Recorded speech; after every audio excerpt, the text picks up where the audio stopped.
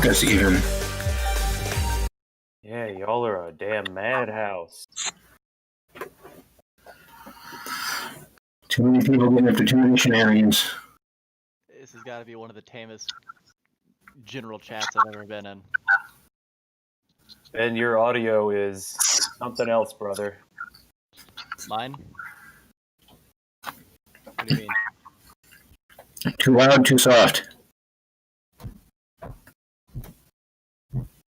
Very feedbacky. Yeah, that's not good. One sec.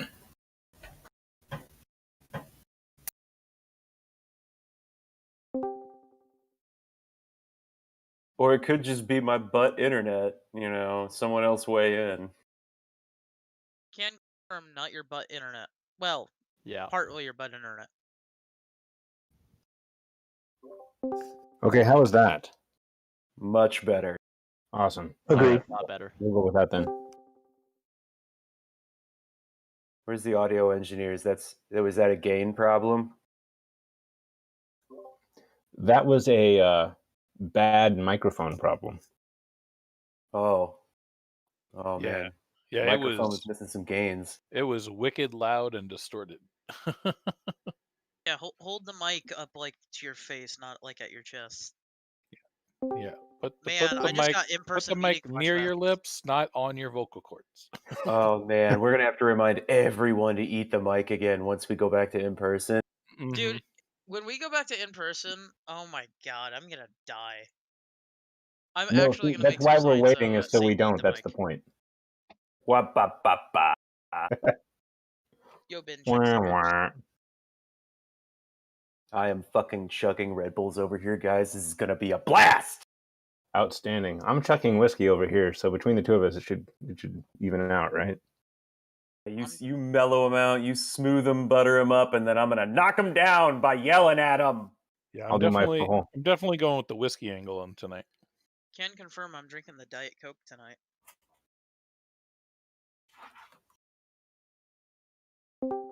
Drinking a I little don't really have larceny caffeine tonight. anymore either. This is why it's so effective, y'all. Is I don't drink coffee no more. Oh yeah, very you've got very caffeine rarely. sensitivity. Oh yeah, man. This is gonna suck ass because I have to like wake up early tomorrow. Like, oh, y'all can tell I'm already getting Wake up jazzed. early. You're gonna be like up for like another 4 hours. Shut up! No, I'll be fine. I'll be fine. It'll be fine. It'll be fine. It'll be fine. That's what the alcohol's for. Right. Look, It is gonna be I another drink drinking coffee game. until it's okay to drink alcohol. All right. You drink the coffee to stay awake. You drink the alcohol to go back to sleep. Dad? That's just brutal. Exactly right. Look at that pretty man. Oh, the pretty man right there. I actually had to mess around with my angles so I didn't have like a tremendously bright light right next to my head. So now it's behind my head instead. Perfect. Because you're full of good ideas. Ben, here's an idea. Just take a flashlight and just. I see Boop. Bill. Yeah, there we go. Perfect. How y'all like my face? You are Perfect. a beacon to all of those around you. That's 1300 lumens, baby. You look like sunshine. I was Yeah, gonna say it you were looking good there for a second. I don't know what happened. looked like Wow, a Bill. scene from Pitch Black or something. Bill, let me tell you, keychains. You're definitely not getting one. You're getting blacklisted on the orders. Oh man, Oh. that Dang. easy? That's all it takes. Can I have a keychain, but I want the keychain to be a SecKC ban hammer? Around you.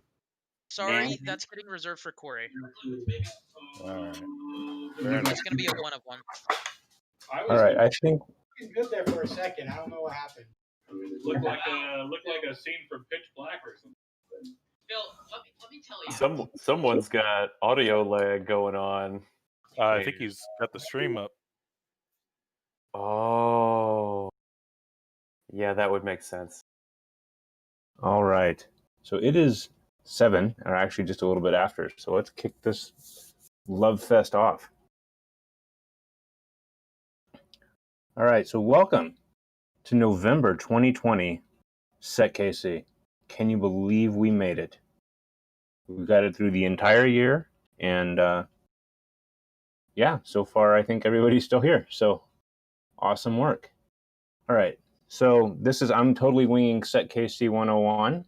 All the things you need to know to hang at SecKC, and we're just going to see how this goes. So when I miss something, somebody poke me.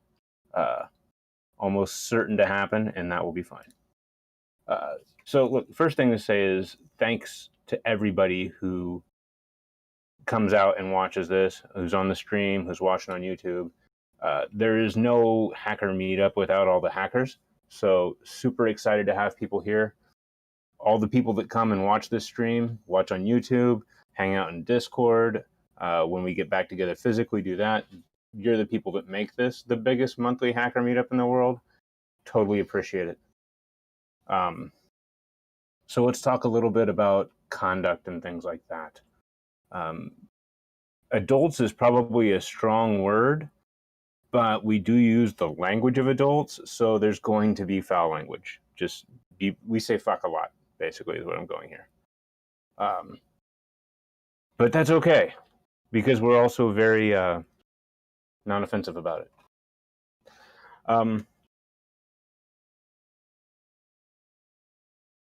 So very first thing to say is this is not a group about doing a lot of harm, about trashing things for the lulz. Do no harm, maintain no persistence.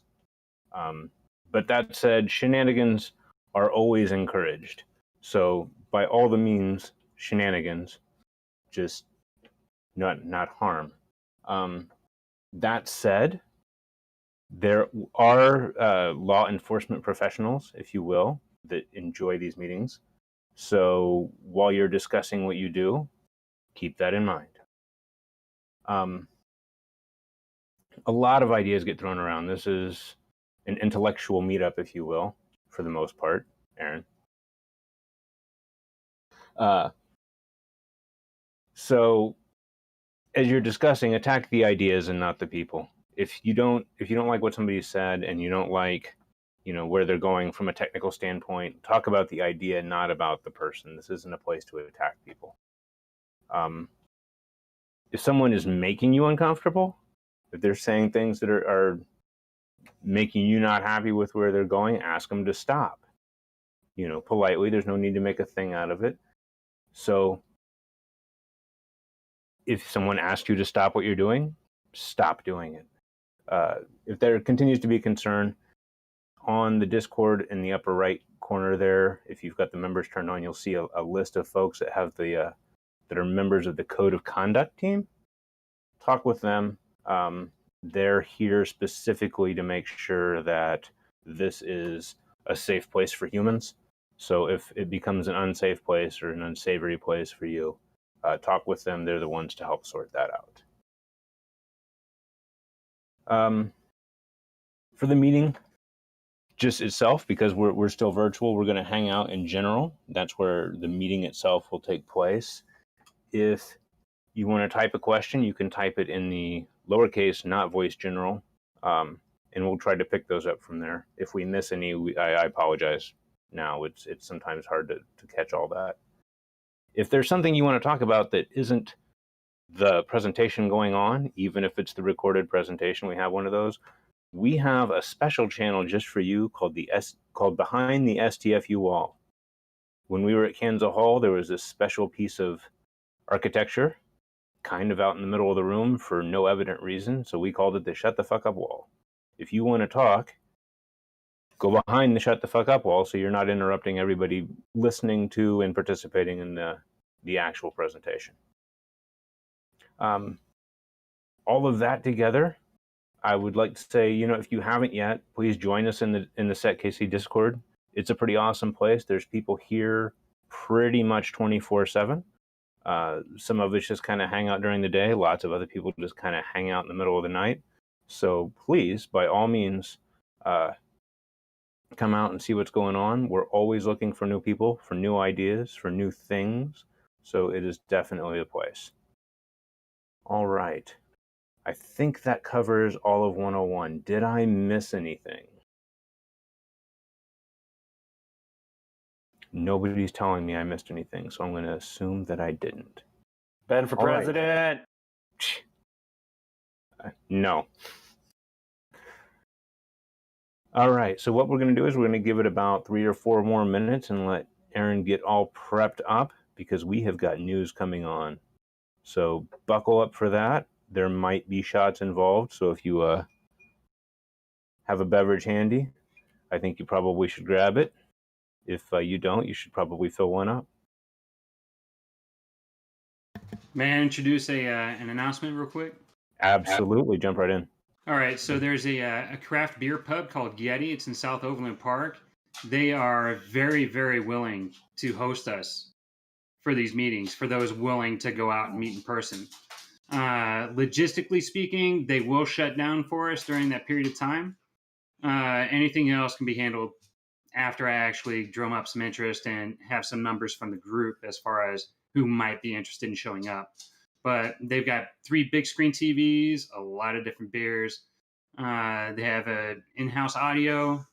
We could stream everything, be just a part of just as much a part of the meeting, but a group of us together. And it'd be completely optional. Anybody interested? All right. That sounds pretty awesome. I was going to talk about this a little bit more in a few minutes, but it sounds like Kansas Hall actually might be an option again as well in 2021. But let's just kind of see how things pan out. Yeah, this place is definitely not as large as Kansas Hall. But Maddie, the bartender from Kansas Hall, would be our bartender at Yeti. Oh, okay. Very cool. Yeah, so, yeah. You want to post some of that in general too? There were some people that didn't catch it. This would be that sounds like you definitely got some interested folks for sure. Yes, I think it would be awesome. And I don't know, maybe we could actually put maybe an RSVP link or something like that on the side. Yeah, I imagine that would be. I mean, you can probably just use Eventbrite or some shit for that. I guess. I don't know. Yeah. All right, great. Awesome. Well, that's excellent stuff. Thank you. Yeah, thank you.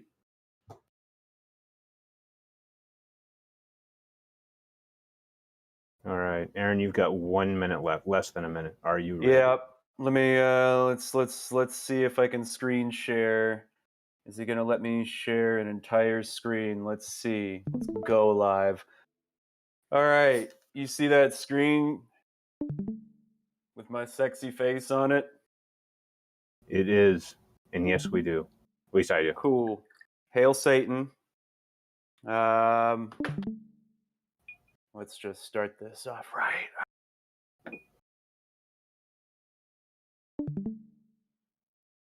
Still using the cool shot glass, just so we're all aware. All right. Okay. All right.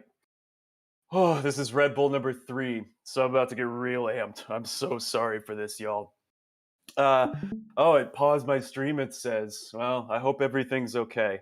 All right, so if you've never seen this before, kickback. You're in for a treat. I get really loud and angry, so lots of different groups do news. You know, they catch you up on what's going on in the world. It's cool, it's great, and everything. But I don't know, kind of boring. And we're better than that, right? We're so cool. We're the biggest monthly hacker meetup in the world.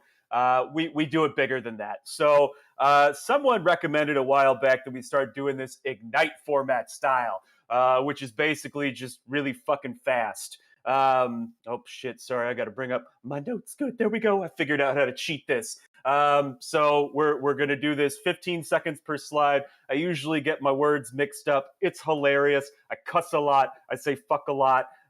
It's wonderful. It's hilarious. At least usually. I don't know. Maybe it's sad. Maybe people laugh at me and not with me. I don't know. But this all goes automatically. I have no control over it. I'm doing a little bit of clicking right now. But here in just a minute, I'm going to be out. So as soon as I click this next one, it's out of my fucking hands. All right, 15 seconds. It's going to be you and me, guys. For better or for worse, as awkward as it gets. It'll be great. Okay, so the thing of it is, though, is you're not going to learn shit. I'm just going to yell at you about things. Now, hopefully you're going to find some things that are actually interesting here, and you're going to want to learn about them later on. So you can do that by joining our Discord. Again, if you haven't done that yet, you totally fucking should. Do it now. That's how you do it. Look for a post and news links. I'll get to it eventually. Maybe tonight, probably more like tomorrow morning. So, all right, with that, let's, one more drink. There will be drinking game slides here too. Check it out. Okay, first off, unconventional opinion. Security by obscurity is underrated. So this is a researcher who's just saying, like, no, you shouldn't have it just that. No, you don't use it alone. But by the same token, there is some reduction in risk. Well, fuck, I'm already done. All right. So Windows 10 is going end of life. 1903 is going end of life at the end of this month. It's going end of life in December. If you happen to manage shit, you want to make sure you got 1903 the fuck out of your environment. And if it's still there, fuck them. We've got this Etherbase breach. They lost $5.4 million. Was their shit from their hot wallets were stolen. I don't know. I guess they're going to refund people. They said that they're fine, but fuck, another crypto heist. Let's see. We've got a WordPress plugin flaw. That was, let's see, I think it's 100,000 sites were vulnerable to it. And it allowed an unauthenticated attacker to just start sending fucking spam to just about anyone. So it caused a short little spike in spam for a little bit. Let's see, there's a post on ransomware against critical infrastructure, rather a data set that you can grab from some organization. Oh, you can't see my fucking slides? What the fuck? Someone just told me you can't see my slides. God damn it. You're good. Go, keep going. You're doing good. Oh, fuck. All right, fine, whatever. There's a big leak, 100,000 PII records. Go do that thing, or that was a bad thing. Let's see, what do we got? Physical address, phone number, and so forth. Basically everything you would expect to see from a credit card transaction. Zero logon was totally a fucking thing, so if you haven't heard about that, you've been living under a goddamn rock. Make sure that you patch your goddamn DCs, otherwise someone's just going to be able to fucking change the password on it. It's a fucking nightmare. It's super easy to do as well. There's lots of POCs out there. There's a cat out there who wound up hacking Facebook for a second time. This time they did it through their mobile device management platform. Mobile Iron, I think was the name of it. I don't know. Anyway, this guy's super smart. This shit goes way over my head. Definitely check that out if you're a smarter person and you want to learn more about it. Giggle is this environment where females can go. It's a social network environment, but it turns out it's a really shittily built one with lots of security holes that endangers individuals or at least puts their privacy at risk. And the lady that runs the joint tried to sue the motherfuckers that figured all this out. This motherfucker had went on a crazy spiel to see Tony Abbott's fucking passport number, wound up finding it from a boarding pass. Our very own Trent has done lots of stuff on boarding passes in the past. Check that out. Don't post your boarding pass online, goddammit. Microsoft has released some tool for us called OneFuzz. OneFuzz allows you to, fuzz some shit. It's pretty neat, I guess. I don't know. I don't fuzz shit, but it's a tool out there that you can utilize, and I love showing you new things that you can go out there and use in your life. The pandemic has made a lot of changes in our life. Some restaurants are serving up their menus with QR codes, but hey, you know what else can come on QR codes? Lots of crazy shit. Just ask that guy who has QR codes that'll take you to a nasty website, but it can do way more. Hey, all of you fuckers in Kansas City who have Google Fiber, guess what's better than 1 gigabit? 2 gigabits! Y'all motherfuckers get 2 gigabit options now. It's only going to cost $100 per month. It's only $30 more than the gigabit plan, apparently. Fuck all y'all. I can't even get 20 down up in this bitch. This was an interesting post. So I didn't realize that IP addresses could be represented in all of these different ways. Kind of cool, right? All according to RFC. Turns out you can slip through a few spam filters and shit by doing that. Cerberus, a banking Trojan, has been open sourced out there, or not open sourced, but they released the source code because they tried to make money off of it, and the fucking auction failed, so now everyone gets the motherfucker. Hooray, right? Let's see, we've got a motherfucker out there who's given us a story about how he's been working on bug bounties for 4 years and all of those trials and tribulations. So again, bug bounties sounds like a cool way to make a side hustle. Is it all glamour and stuff? No, not fucking at all. Go read about their experiences if you want. Lockbit is the newest ransomware strain that has decided to start trying to extort people that they compromise in order to get them to pay up, so they'll leak your fucking data if you don't pay the ransom. It's the 1-2 punch that all these assholes are doing nowadays. Here's a really fun story, though. We've got a small, like, hamlet fucking somewhere where turns out everyone's broadband internet was getting fucked up. It was because of an old-ass TV set. And the person that was doing this didn't know it. Of course, it was, whoops, didn't mean to. They stopped doing that. Russia is trying to introduce a law that would not allow TLS 1.3 DNS over HTTPS DNS over TLS or encrypted SNI to operate. Kind of makes sense, right? Because Russia kind of fucking sucks whenever it comes to your privacy. Hey, and it's drink time. Thank fuck. Oh my god. This is so stressful whenever you have to run your own PowerPoint on the side in order to get your presentation notes, and I have like no desk space. Okay, Microsoft is fucking changing their security update guide. So if you happen to run a bunch of fucking Windows machines and you got to stage out all your tests and all that jazz, you got a newer, clearer security update guide, I guess. I don't know. I don't have to do that shit. Ubiquity, really good prosumer grade hardware for small and business and home and ship. They're getting into the door access game. So now you can fucking door badge read stuff. Great stuff for small businesses, maybe not so much for big ones. Oh, do y'all like free malware? Y'all motherfuckers can get free malware up in that motherfucker right there. Previously used to use the Zoo. Malware Bazaar is a brand new place where you can go get a bunch of free malware samples to do this, that, and the other thing that you want to do with them. It's a lot of fun. NIST has introduced something that they're calling the fish scale. So basically, they're trying to classify the difficulty of different fishes. It's a 5-point scale. Basically, how well someone does based on the 5-point scale kind of help you gear their fucking training. We've got GitJacker, which is a tool that will allow you to pull all of a website's content if they accidentally store the Git file in the website root. So again, that's probably a cool thing. UHS, that's a breach that happened. So they were compromised by Ryuk ransomware. They have a lot of hospitals all across the U.S., so very unfortunate stuff there. Didn't hear about what happened afterwards, just heard that they kind of got fucked. We have Amnesty International, maybe, telling us, about new versions of FinSpy being found for Linux and Mac. So previously, it was not known, apparently, that there were Linux and Mac variants of FinSpy. Now we know that those exist. Exchange servers are still not patched for this particular CVE. It's very easy to get system permissions on the Exchange server. You just have to have credentials for an account. Again, not that hard, depending on the environment you're talking about, right? Let's see. We've got a story here about a Nevada school district that refused to pay a ransomware payment, and they had info on their students fucking released. So what's a fucking business to do, right? It's a lose-lose situation. You're either out a bunch of money or you fuck over your constituents. It sucks. Kansas is not the only one that's having this problem, but they have also, the focus of this story, they've had 45,000 plus fraudulent unemployment claims. Again, COVID has caused a lot of legitimate unemployment claims to come in, but it turns out if you don't require a lot of info, that it's drink time. Hooray! All right, let's do this again. 15-second break. They come in waves this time, although there's less drink posts than there are the last time. Oh, this is so fun. Okay, someone made a thing called Have I Been Emotet? It's like, have I been pwned? But you see whether or not an email address has been used to send emotet spam.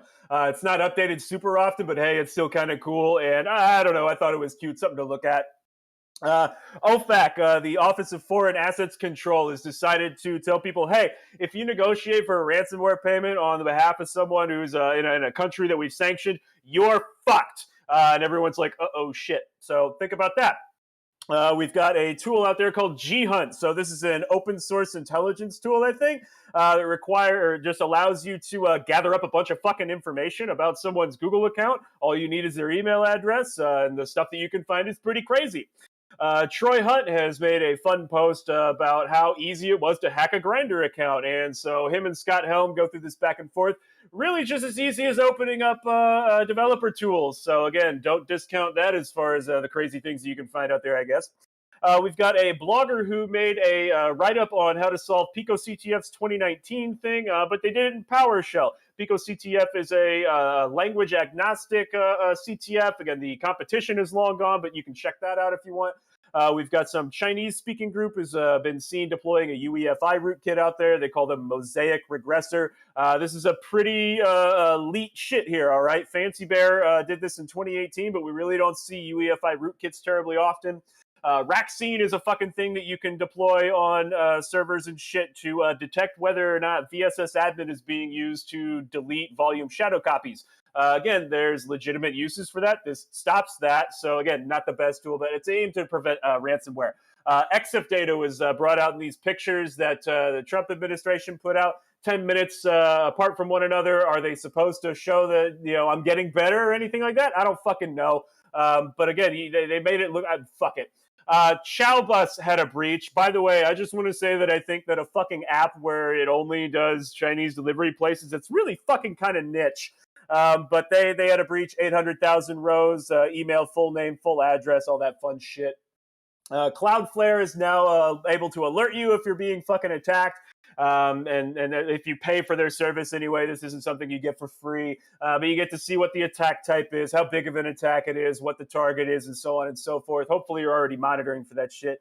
Here's a tool called AD Honeypot Auto Deploy. It does this with Packer, Terraform, and Ansible. It deploys all of this shit. Again, would I use this for a honeypot? No, probably not. But would I use this to spin up a really quick dummy environment to fuck around with? Yeah, maybe. Sam Curry and a few of his homies decided to hack Apple for a few months, and they found fucking 54 different vulnerabilities. Not all of them critical, but a lot of them critical. This dude and his homies made a big old blog post about all the shit they did. Check that out. We had a story about a group of apps that people are calling Rainbow Mix. 240 of them total, 14 million installs. All of them removed for ad fraud. A lot of them were trying to I guess were posing as NES emulators or some shit. Here's a fun story for all you hackers out there in the real sense. So this guy just was like, hey, I'm going to make my modem a fucking software-defined radio. It's not a very good one or anything like that, but it was like, oh, I've never seen this done before, and maybe it could fucking happen. So check that out. Speaking of things that you find out, but in this case you don't want to find out, there's the X4 smartwatch that's marketed by a group called Explora. It turns out that there's a bunch of undocumented spying functionality in these watches. So fucking creepy shit. Get rid of those if you have them. There's a new thing out there called plug and pwn. So long story short, the T2 processor is fucked. People have figured out how to use checkrain and checkmate against it. There's a group out there that's coming out with this new tool that literally you just plug in and boom, Bob goes your uncle.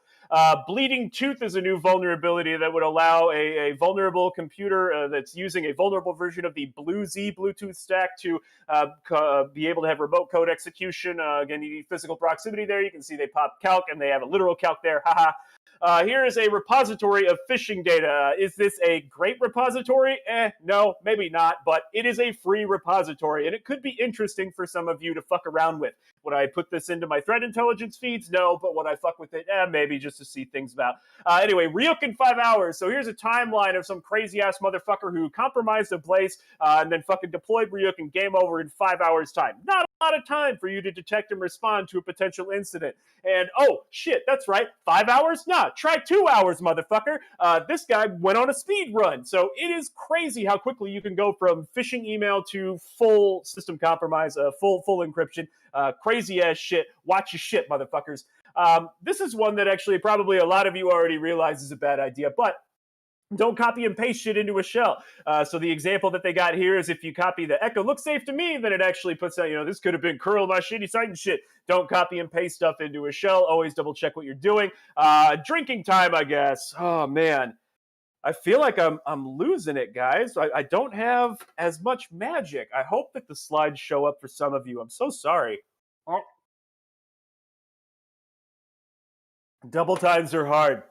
Okay, Dickie's Barbecue got breached, so about 3 million cards are available on Joker's Stash. If you've eaten at Dickie's Barbecue in the past 15 months or so, 16 months, maybe check that shit out. Let's see, we've got a post on how to exploit Bad Neighbor. It's not super exploitable. You got to be local. Just want to say this isn't the artwork for that vulnerability or anything. This is a Mad Lib collaboration, so I thought it was really cool that there was a hip-hop album named Bad Neighbor. We've got a thing called Vulnerable Things that was created. So this is essentially trying to be like a HackerOne for Internet of Things is the easiest way to put it. Is it going to take off? Who fucking knows? It's been seed funded by the UK government. It's a great idea. We'll see if people fucking use it. The New York DFS has released their Twitter hack report. So you might recall those cryptocurrency scams that happened back in July on Twitter. Yeah, so they've got a full report here on how it was done. No sophisticated hack got that initial access. It was all social engineering, motherfuckers, calling them motherfuckers up. Speaking of Twitter, so we've got another situation of the president's Twitter account being hacked from some Danish dude. Does this screenshot prove anything? No. But what gives this story credibility is this motherfucker did this shit back in 2016 as well. So he did it a second time. Fuck, man. TrickBot's infrastructure is being dismantled left and right. You can see their infrastructure starting to go dark here in this really cool GIF that I managed to scrape off the internet.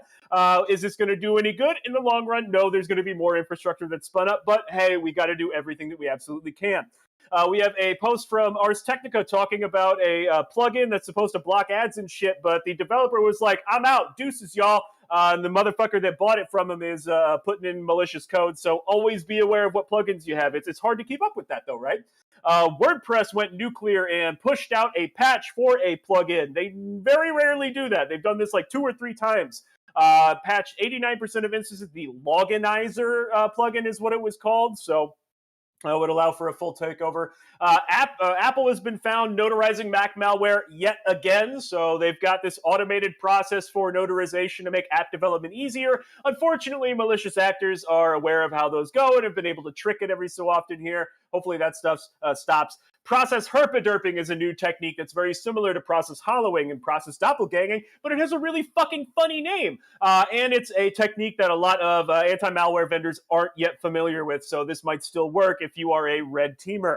Enel Group got breached for a second time. They got popped with Ekans ransomware the first time, but nothing was compromised that first time. The second time, though, they got popped with fucking, shit, I don't know what the version it was. I missed what they got compromised with. So we've got a blog post here on cheating in online games and what we can learn about these things that cheat. How do you defend against that? It all depends on the online game. And essentially, I'm spoiling the article for you by showing you that they figured out what you can and what you can't defend against.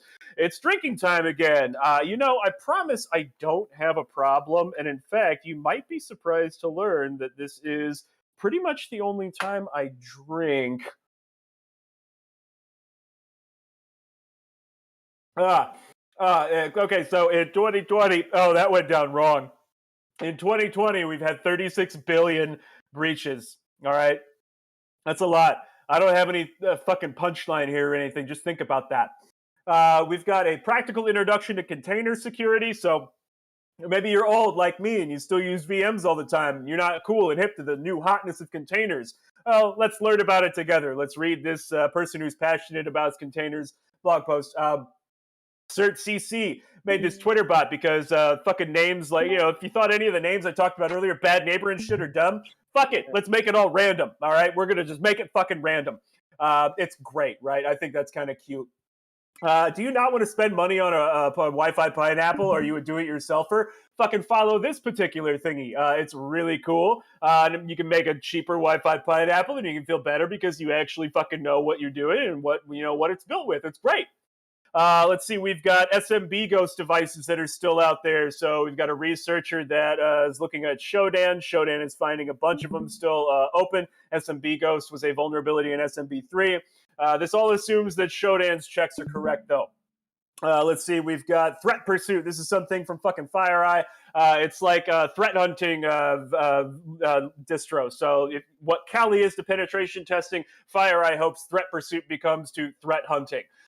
We had a breach at Grow Diaries, so a bunch of weed growers got their fucking accounts fucked up. What sucks about Grow Diaries is they must have been on pot when they were trying to figure out how to store passwords because they stored them in MD5 hashes.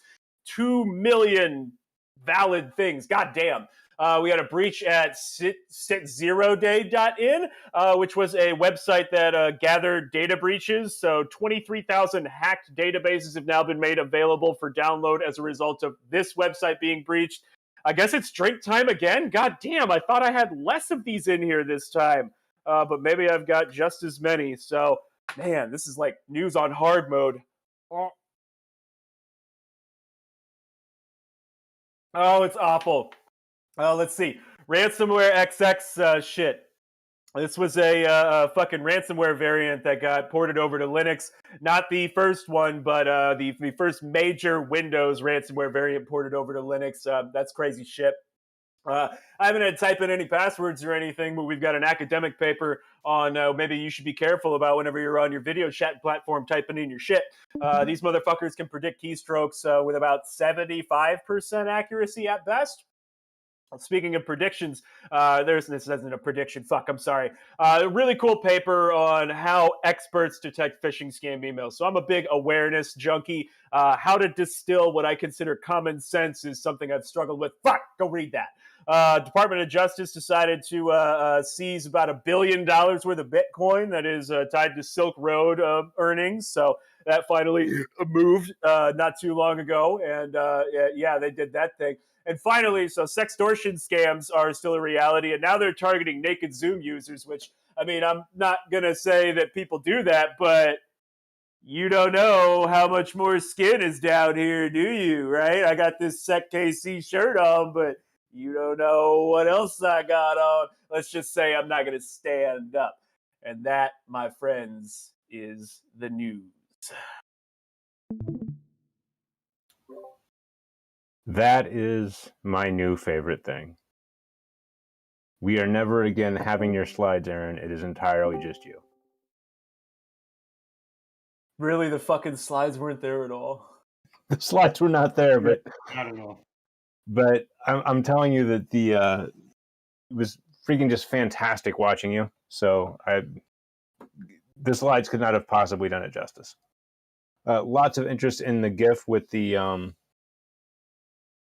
takedown of TrickBot. So if you want to post that out later, it's fucking dots on a world map, just getting bigger and smaller. It's so fucking lame. Don't.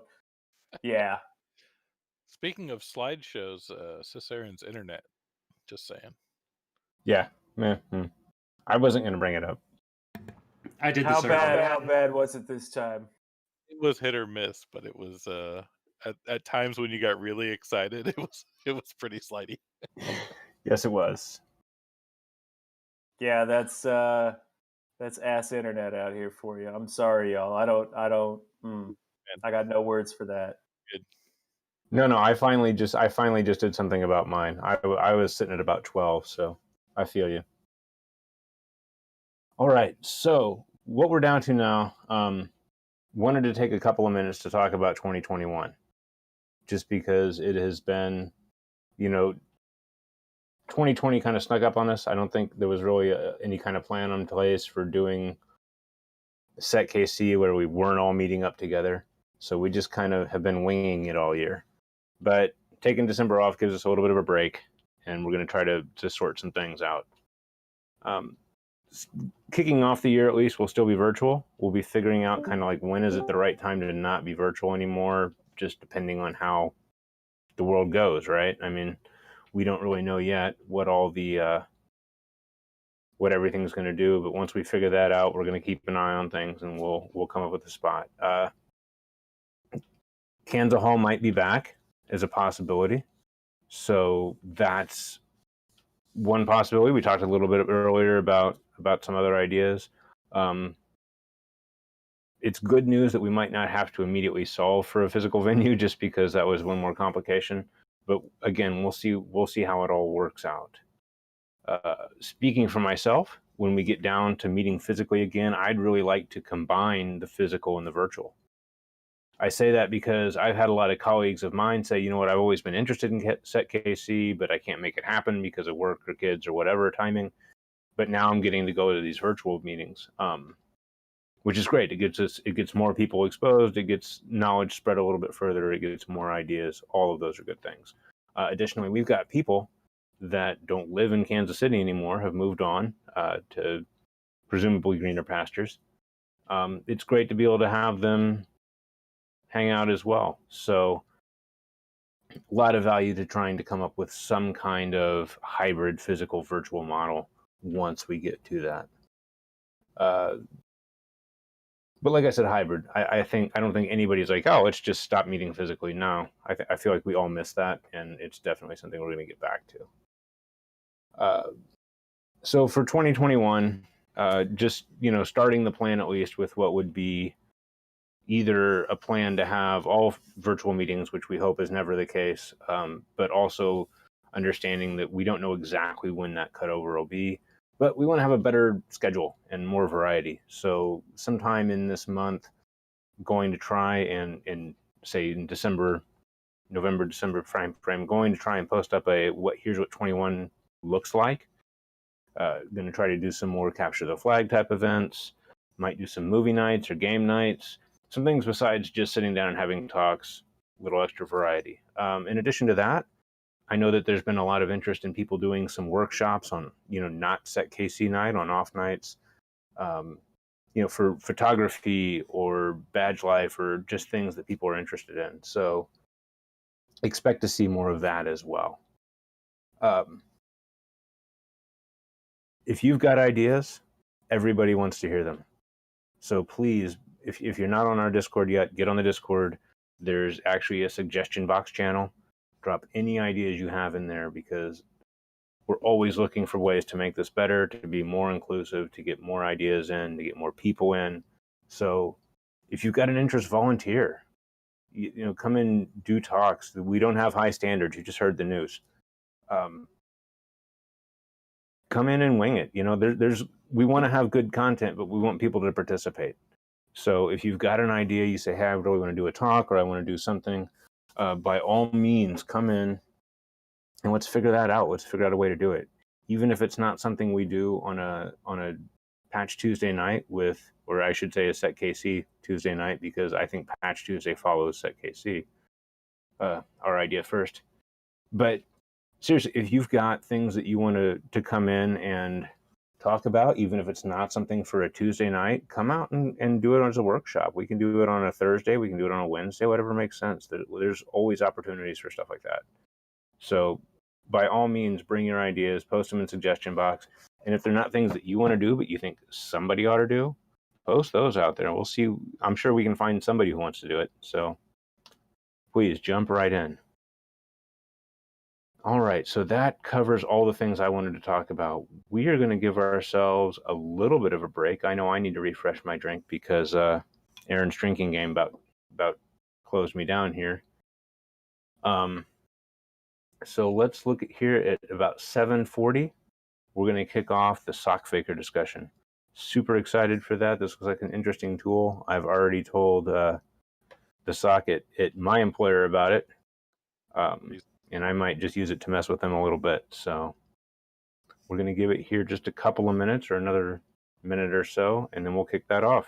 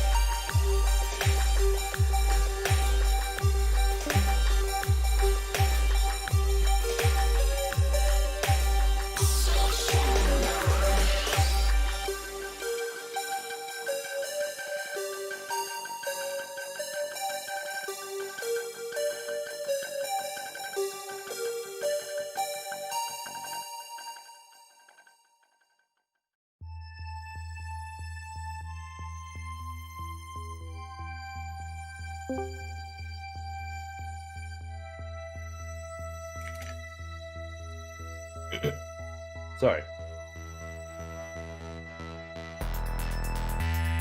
No apology necessary. I know, I totally forgot my mic would be I'm like, oh, wait.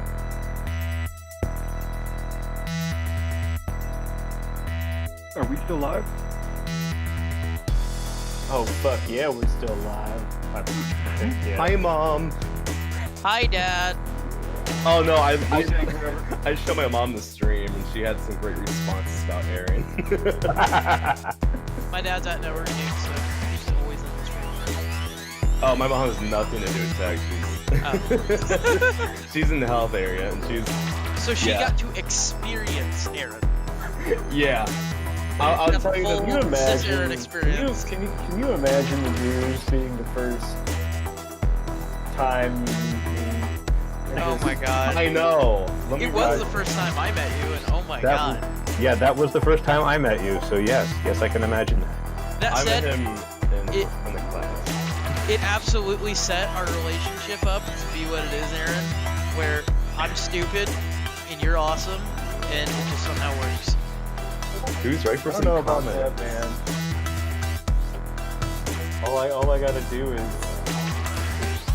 yell about things. That doesn't make me smart. I just read some shit. Well, to you lovely folks, I'm going to read the top 2 comments she had. Quote unquote, as a mom, all I understand is the first word. And then, oh god, vodka and Red Bull. Yes. My reaction to the drink combination as well. Well, you better not go to a meeting during a work night. I'm like, oh, don't worry, it's on a Tuesday. I'll be going. Hey Aaron, so I do think we do have the popular vote, so, you know, server icon in progress.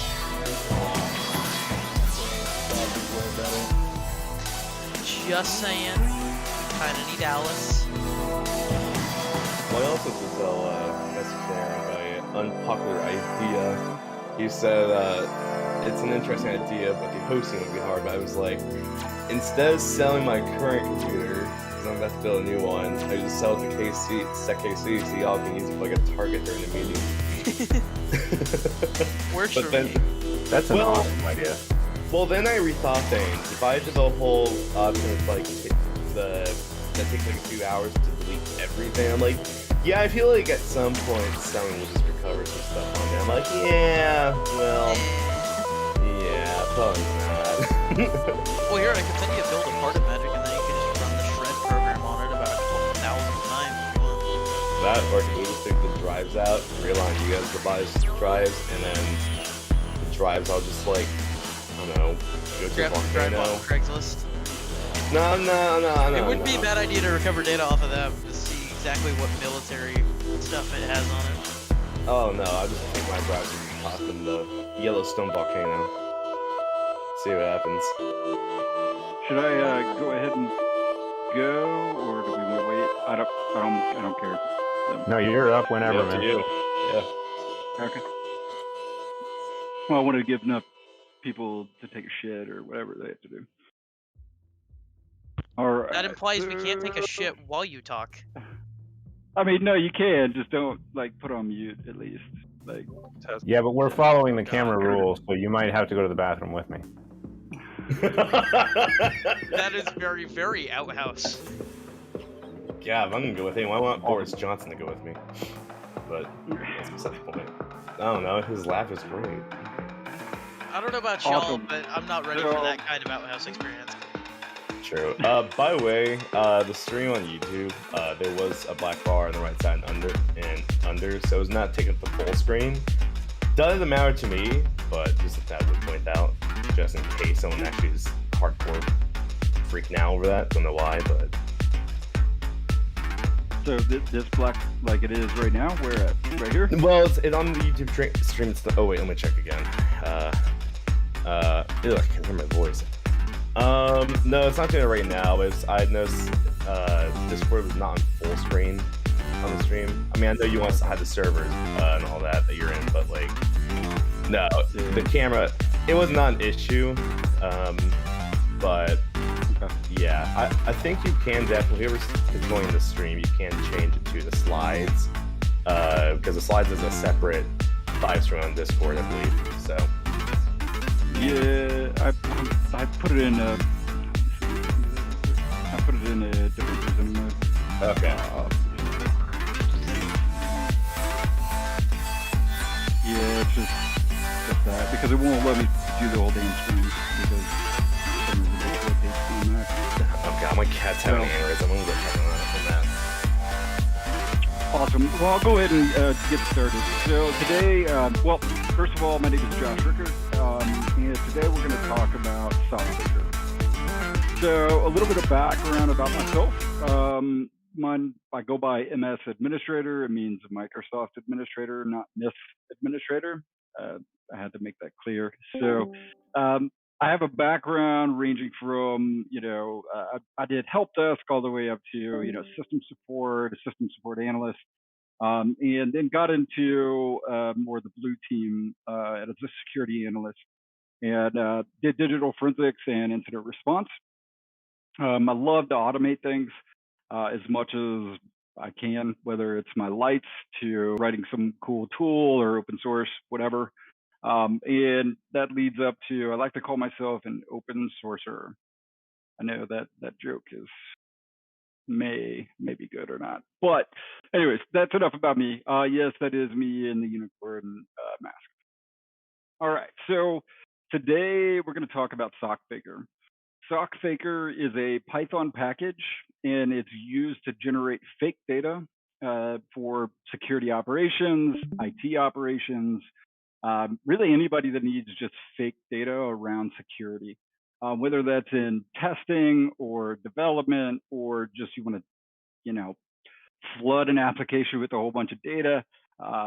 There's a lot of different use cases around it, but it's all around security data products, as well as just general data formats that are common among security tools and what we see on a day-to-day.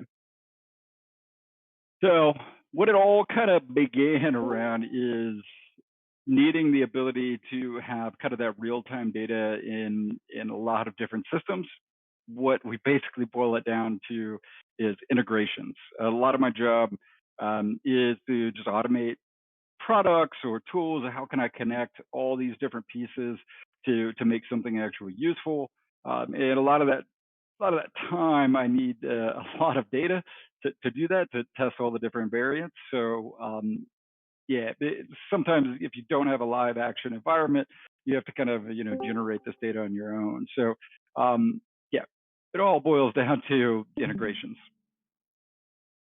One of the main reasons that I actually needed soc-faker was for personal use, but it started expanding, and I started looking at it from a usability outside of my scope. And we work again where I work for a SOAR vendor. I'm a security research engineer, but I work with lots of other security products. Pretty much any security product you've heard, I've touched or played with it in some capacity. And a lot of it was around like, hey, how can we test this functionality, and how can we actually take that data and replay it for other use cases, whether that's trying to build out a detection rule, and I needed to actually figure out, hey, I have this incoming data. Instead of setting up an entire environment to kind of replay all that information, I can use soc-faker to kind of help me along that way. So, and I'll explain that here in a minute. But so, who would actually use soc-faker? Really anybody, but the primary focus again is going to be definitely security, IT. Again, QA. If you had to QA a product, you needed fake data to kind of pump in to make sure that your application is working right. That's one use case. Whether product, they just want to see the format of other data, or just need kind of random information. CTF designers as well. Anyone actually giving a presentation, and I'll show you that. And really, overall, anybody. And it's all about just generating this data without actually having all the interconnected systems that require, you have to set up to actually, generate that data. So here's an example. This is a pretty big example, but it's an example. So imagine you had a Windows system, right? Not Windows 95 or 98, but you had a Windows system, and you wanted to actually get that data into, let's say, your Elastic. And you wanted to test, let's say we're running like Atomic Red Team or any kind of emulation or simulation, platform or tool. But we're also, we have to, set up a Windows system first, right? You have to have that kind of configured and deployed. Next, you're probably going to have like sysmon or procmon or whatever else on that system. And you may even have to have like a Windows, or Elastic, let's say FileBeat or WinLog or WinLogBeat. You have to configure that. That also means that now you have to have, your log, whatever it's Splunk or Elastic. In this example, I'm using Elastic. And you have to have, the forwarder. You may have to send it off to your Logstash, which then, forwards it on to Elastic and so on and so forth. So, you have all of these kind of different components to build out. And this is really time consuming, right? Like setting up a Windows system, it's pretty easy, but if you're not used to it, you don't have a robust like deployment architecture or MDT or SCCM or any of that or any sort of automation around it, that can be time consuming. And then configuring everything, and then also setting up your log, infrastructure, whatever that is. You're still going to have to do that because you need it, but all that configuration is extremely time consuming. Instead, what we can do is we can actually use soc-faker. And so again, it is a Python library, works for Python 2.6 and higher, but don't use it.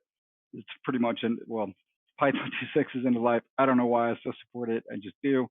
And you should be on Python 3.6 or higher.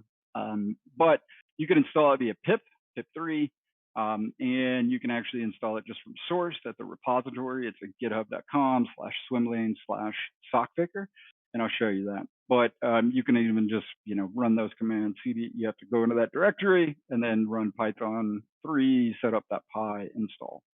Pretty easy to install.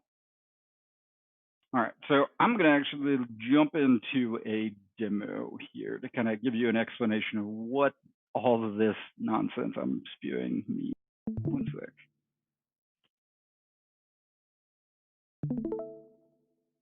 All right. So with soc-faker, again, you can go to the repository itself. There's a lot of different documentation. And one of the biggest pieces about it is all the different types of data that you can actually fake. And you can see that there are a lot of bigger categories that like we call like agent or an alert, right? Or an application, or even just computer information or containers, so on and so forth. So you can kind of drill down into there. But one of the coolest things I think is the actual Windows event logs. You can actually generate raw XML and JSON of Windows event logs. There's not all of them, I'll tell you that. I'm actually building a repository now to try to categorize a lot of these logs, but there's no definitive source for here are what all the logs look like.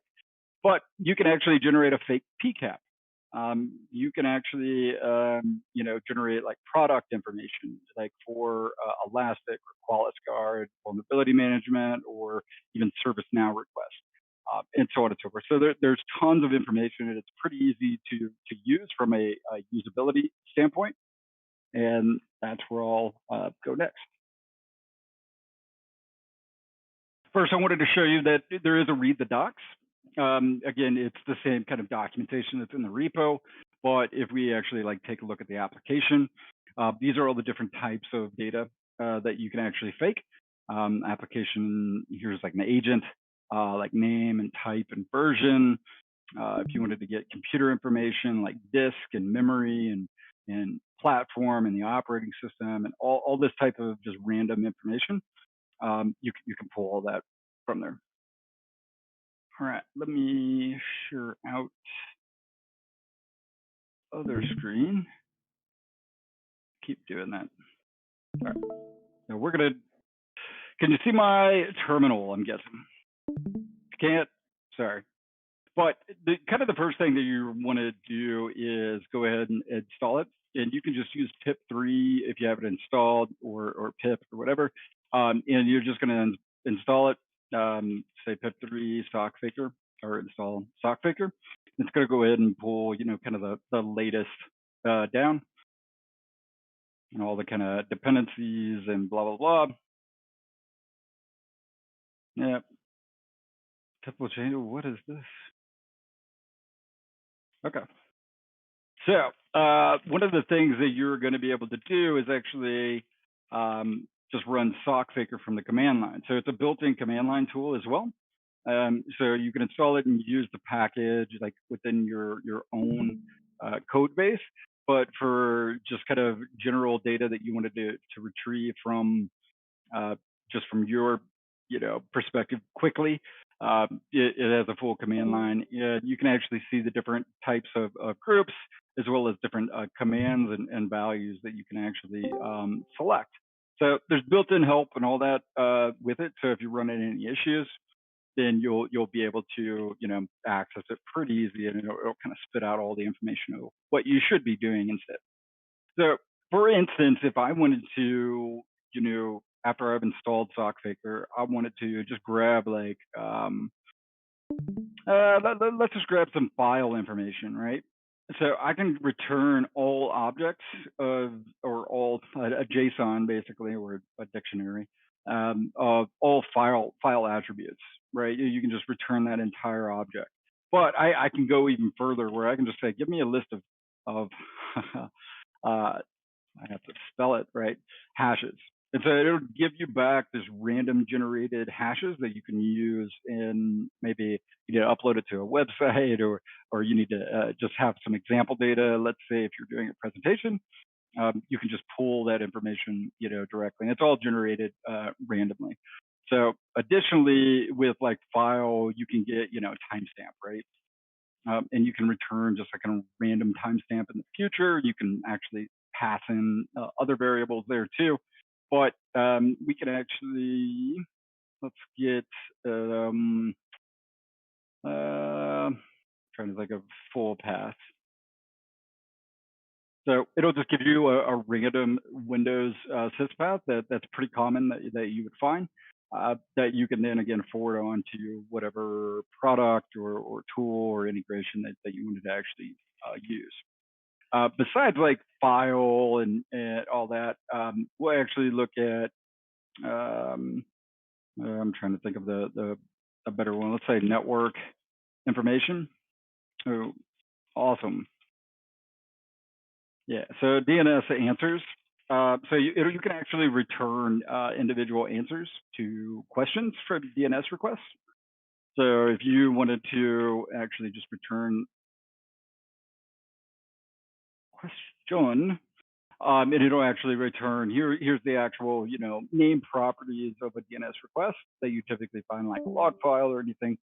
It'll give you the class as well as some sort of name for that request, who the actual registered domain was, and the type of request. So you can grab all that different information and use it for your needs. Let me see if there is a better example here. We'll just get a URL. So I can actually just get a randomly generated URL based on different protocols, different domain names that are again are random, as well as IDs for parameters as far as API calls and all that, and it's all again randomly generated. All right. So one of the coolest things I think is like products. So for products, you can actually get Elastic information. And you can actually get an entire Elastic document. And a document is basically a log record within Elastic. Holy crap! Did that just break? Oh my god! Yeah.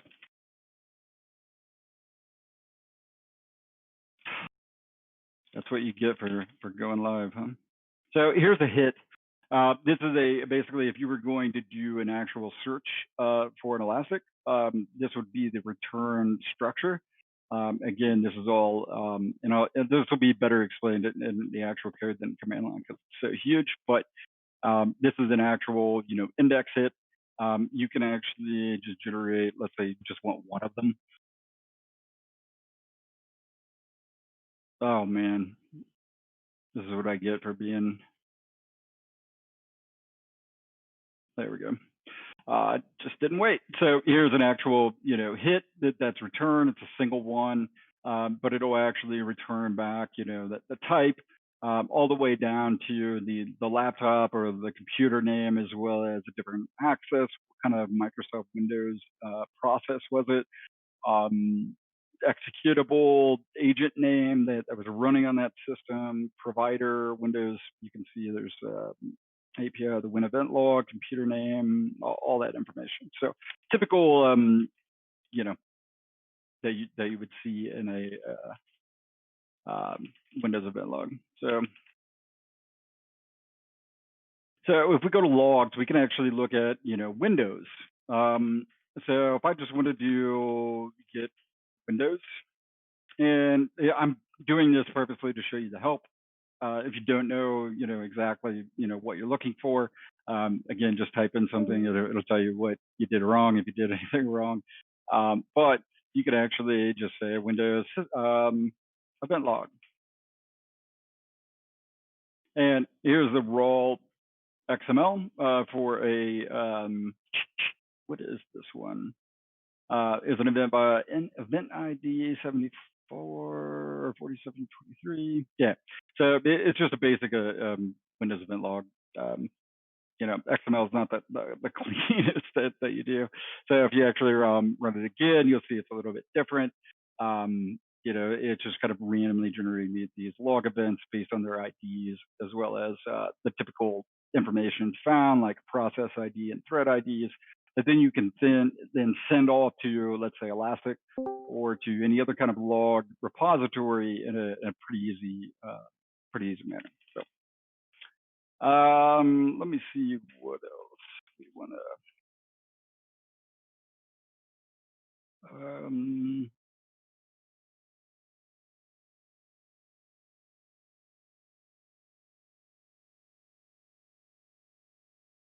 All right, so we're going to go USM.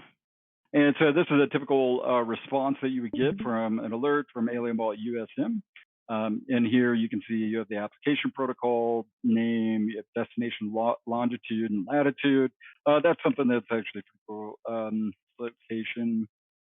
So you can get randomly and it's pretty accurate fake data for a specific country and region. And it'll actually give you the longitude and latitude for that location. So you can look, there's Africa, St. Helena, Jamestown. Whoops. I hit. Moroni, let's see, Asia, Maldives, Myanmar, so on and so forth. So you can get all this kind of general location information that if you needed to just have some, you know, random information for longitude, latitude, and all that, it's all there. All right. So let me switch over to the actual like code base here and show you a little bit more in detail.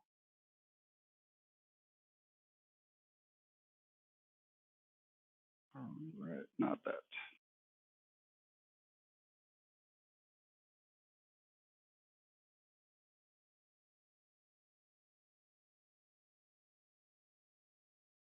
All right, well, 1 sec, sorry guys. I closed my window. All right, so let me expand this out. I'll just create a new file. I got this damn new keyboard and it's small. All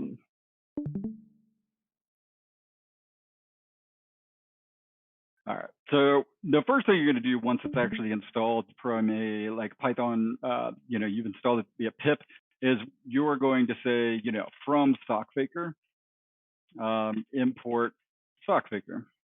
And it's capitalized, you know, for the class or whatnot. But we will just kind of do a general instantiation. You can actually provide additional parameters. We'll kind of we can go over those if we have time, but they're nothing too special. So what we're doing is we're importing that class or importing the package soc-faker, and then we're actually accessing it directly or instantiating it, and now we can actually access it. So we can say soc-faker, and then if you're using Visual Studio Code or some sort of IDE, it'll actually, you know, give you some help here. So if you don't know what you're looking for, yeah, it's all kind of here. We can say like, let's get some registry Hive information. And again, I'm just going to print this just for simplicity here and say Python 3 soc-faker test. And so we're going to get that hive of HKey local machine, right? But you can also just get, again, that entire object in this entire dictionary where you have a key, the hive, as well as the root that it's running in, the type of key that it is, and the value, unfortunately, is unknown in this. But we can, grab a lot of this information and share it out. Let's see, what else? What have I not shown? We get container information. You're going to get randomly like a container ID in a typical hash format, as well as like a name and the runtime with Docker, and any kind of tags or typical for containers in general. You can access all of that as well as, let's see, it's HTTP.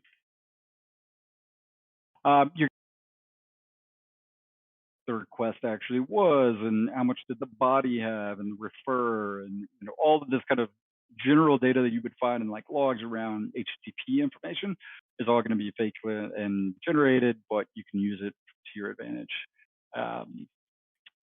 One thing that I was showing was the what was that? Oh. So we can actually get vulnerability information. And what I mean by that is that you can actually provide how many like hosts that you want. By default, it's one, as well as how many critical vulnerabilities that you may want, or how many high or low. And we can actually just print out, let's say, like host information for that vulnerability. Where the hell did my cursor go? Oh, lost it. All right. It's gonna take a minute because it's loading a bunch of libraries, lots of data. The first time kind of that you're running it, because they're not trying to load up everything all at once. But once it actually goes here, it'll print out a lot of data, and it'll probably scroll through it. I say that, man, demo guides, dude, they rule.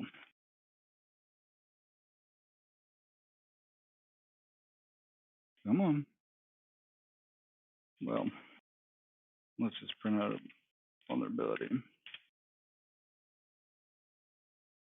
There we go. So here's a typical information that you would find in any vulnerability like scanning system like Qualys Guard. This is actually from Tenable, but you can see that it will actually have the full description for a vulnerability, as well as all field description information. Lots of data. List of different bugs or IDs. See also links. These are actual, real vulnerabilities, real data. It'll actually give you, base scores of CVSS, CVSS3, so on and so forth, all in a generated format, as well as all the CVEs that it belongs to, synopsis, risk factor, and again, these are all real. It's just kind of random generated data that's just been collected over time and added in as accessible data.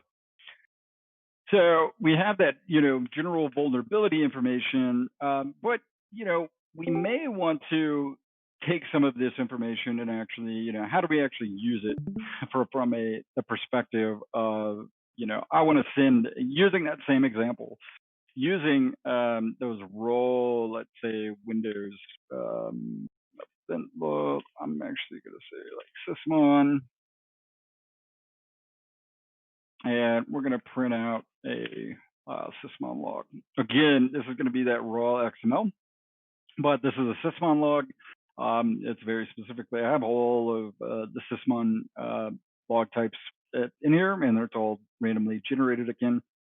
All the process GUI IDs, the target and the file names and the timestamps and like all that stuff is all generated, so it's never being reused. But you can again take all of these raw logs and then just pass them on into, let's say, Elastic or something like that.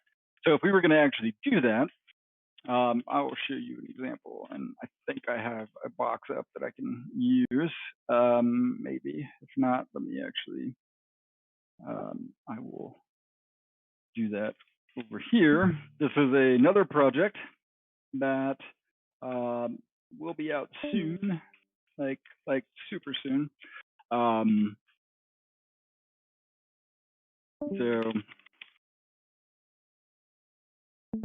actually run this. This is all full Docker Compose, and it's actually going to go and set up an entire Elastic instance for me with SSL certificates and all that. So we could talk about that if you're interested, but it's coming out soon. While that's doing that, one of the things that we want to do is actually make an HTTP call or an API call to Elastic. So to do that, we're going to actually need to use the request library, and we will actually, I have some code that I'm just going to open up and copy, because it's going to be a hell of a lot easier to type. So 1 sec.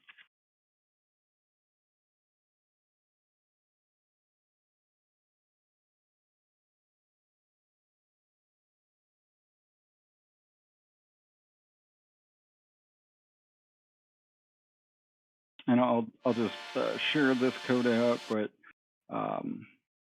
we're going to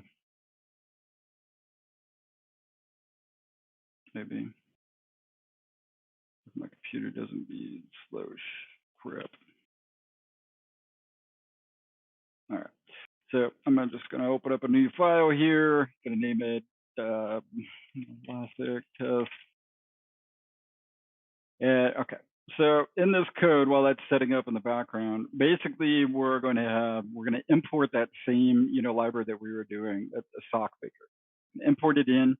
We're going to actually import requests and JSON. JSON is a built-in lib, but you still have to bring it in. But request is a third party, which you have to install. If you're not using requests, you definitely should, in my opinion. Also, there's an additional class within request called auth, and you can actually import HTTP basic auth. And what we're going to do is we specify the host name that we want to hit. So we're hitting Elasticsearch, my local host, which is 0.0.0.0, 9200, the port 9200. Here's our actual, index name. We're just creating one called winlogbeat. Here's my username and password. I'm actually passing in these additional headers. If you want to find more info about all that, let me know. But we are then just creating this endpoint. And what we're doing is we're going to iterate through 100 times. So while count is less than or equal to 100. And then for soc-faker.products.elastic.documents, I know it's pretty long, but .git, we're going to actually parse through each one of those and post them to Elastic. So we'll be able to see those logs coming in here shortly once this is up.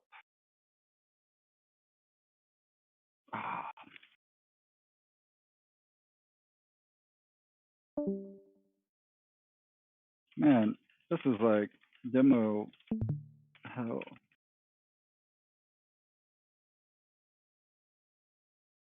I know.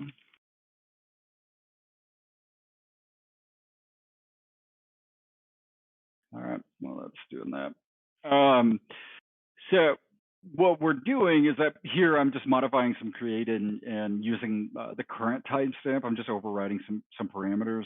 You could do that as part of the, you don't have to do it. It just basically right now it's generating them by the past 30 days.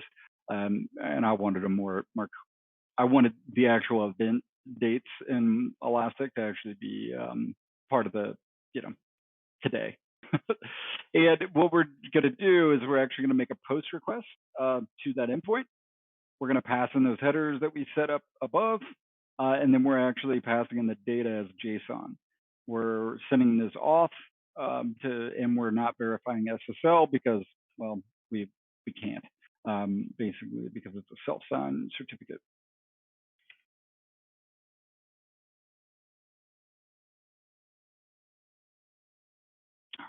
Let that go.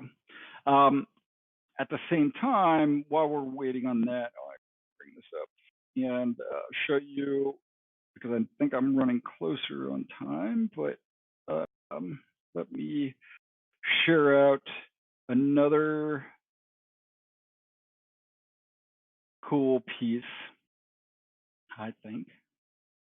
So you've seen soc-faker, you know, as it is, and it's a quick tool from the command line that you just need some fake data, whether it's timestamps or TLS information or vulnerabilities or whatever you need, and it's rapidly expanding. I'm writing fakers for a lot of different products and keeping it pretty up to date. The one thing that I realized, though, that a lot of people may want to actually not download and have to implement anything.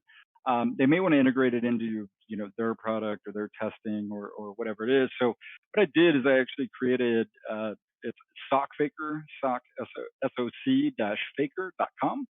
And here is a full web app. It's running Flask. It's behind Swag.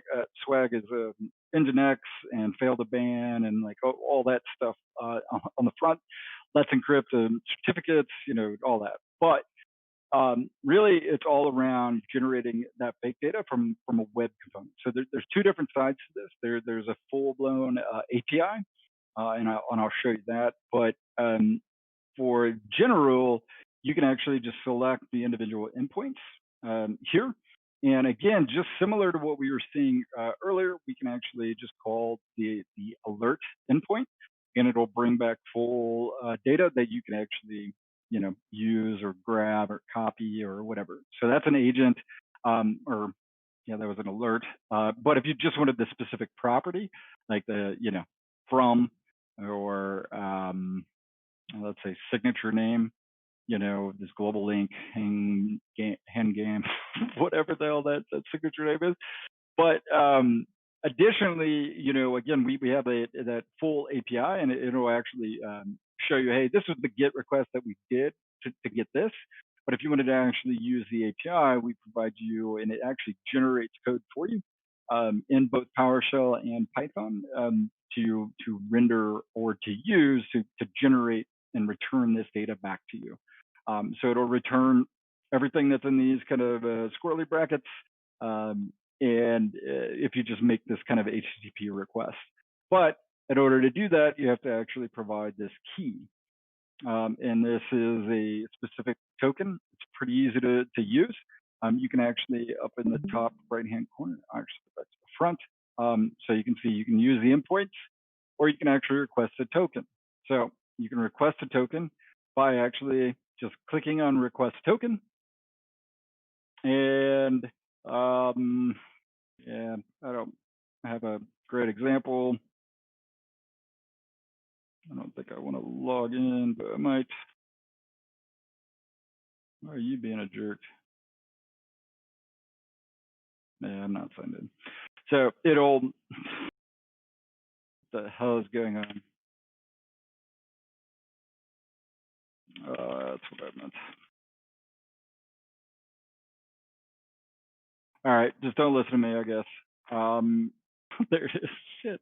What the hell? I don't know why that took so long. So what it'll do is it'll actually email you a randomly generated passphrase of the funniest words that I could ever find. There's 5,000 of them, so it's all random, but it'll generate random links and all that one-time token or a token that you can use.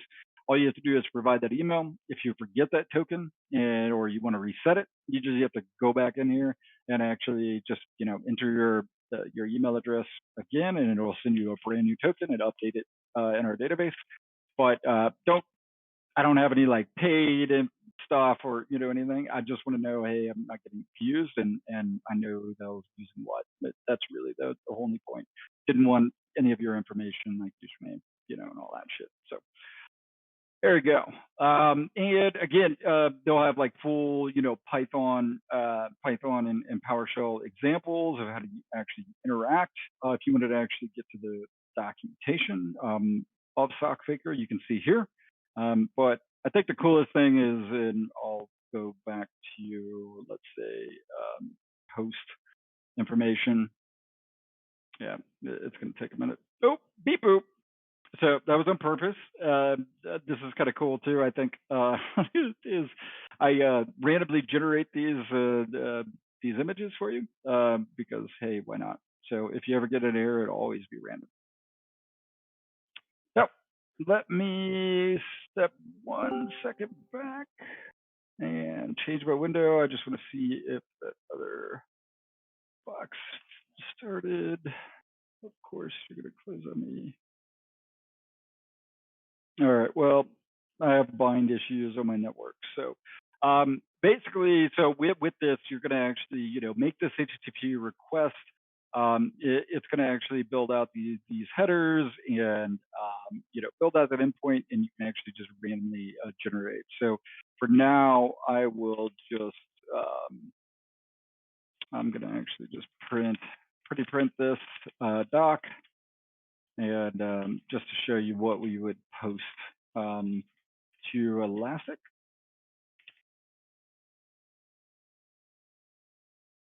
And so I'm going to say back here.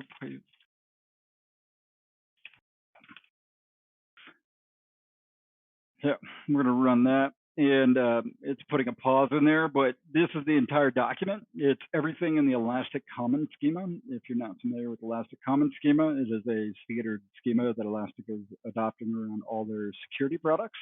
But they have every piece of the Elastic Common Schema is actually mapped out and generated for you, whether it's code signature, container, destination IP addresses, and source, DLL information, PE information, like Windows executable PE information, DNS requests and questions, events, files, and their hashes, host information, HTTP, I know I'm going fast, network, package, registry keys, server information, source information, so on and so forth.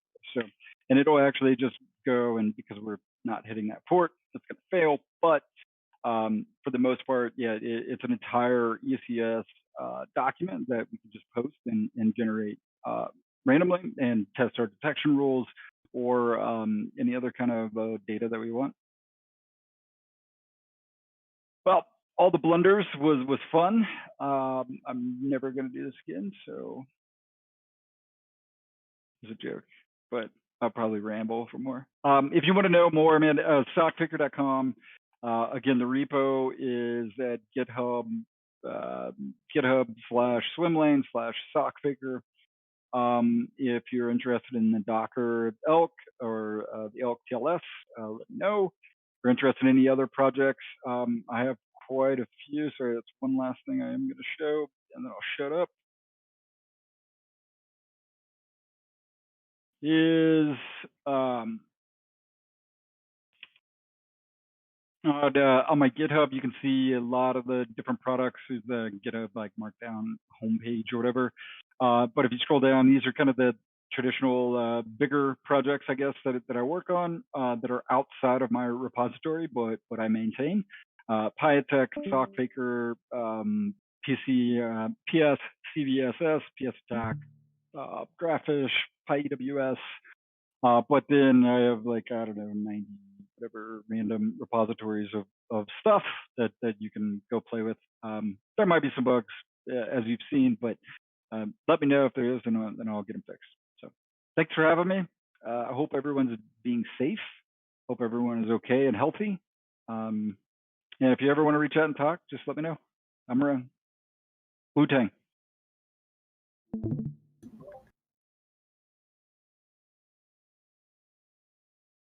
Nice. So we can open this up for questions for a few minutes. If you want to talk on here, awesome. If you don't want to talk on here, feel free to type something into general.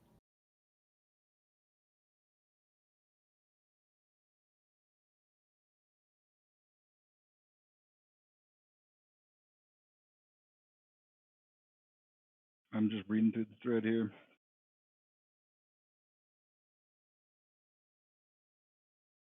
Awesome. I'm glad you find it useful. I hope that it really is, useful. I think it is. I think there's a huge market for it, especially as it expands. There's so many different vendor locked, whatever, products or tools. Like, how would I even integrate this damn thing into my stack? Like, how would you even, have Defender ATP logs into my, SIM? How would you even process it before you have to like purchase it and, set it up and like do all that stuff where you just maybe want to test some shit? That was kind of the whole point. And again, I'm trying to expand it more. It's time more than anything and need. So if someone has a need, let me know, and it's a higher priority for sure for me.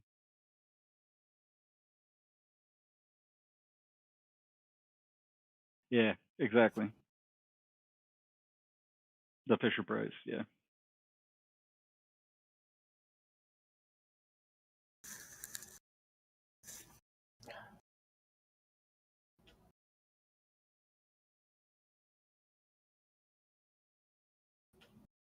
Well, very good stuff, man. Thanks. Yeah, that thank you. was I appreciate it. outstanding. No, really appreciate you doing it. I know that you've kind of had this one in your back pocket for a little while, and it was super interesting. I'm really glad that we were able to get it in. Yeah, I mean, like I said, there's a lot of different use cases for it, QA and all that. But I think that just kind of, man, you know how many times I just want to know the damn format of I just need a random hash to go and like test something against VirusTotal. Like, just to like test shit, or just like, hey, is this field gonna take a hash here? Like, I'm gonna try this out, and right. I don't want to use a good one, so I'm just gonna randomly generate one. Yeah, shit like that. Yeah, no, I one of the things I do is generate tabletop exercises, and I can definitely see using this to come up with messages for people to have to parse out and figure out. So, yeah. Yeah. That's what I was saying. Like a CTF, I think would be like a huge. If you build CTFs or whatever, like if you just need data, there it is. Yeah. What the hell is that? Someone shooting a gun or fireworks? I can't tell. So. Yeah, who knows? Right now, could be either. True. All right. Well, I'm going to hop up for about 6 minutes, but thank you very much. I am also going to throw out a quick shout out to Mr. Clever Exploit, who gave us a serious server boost, clearly inspired by the level of presentation that soc-faker was. So huge thanks goes out to Clever Exploit for that. That was outstanding. Very much appreciated.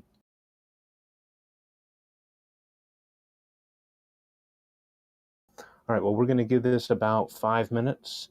8:35. We're actually kicking off a pre-recorded one. That way we could accomplish a little bit of a tool redaction, but I've seen it already, and I'm going to watch it again because it's that good on PimpMyLog. So be here at 8:35 for that. All right.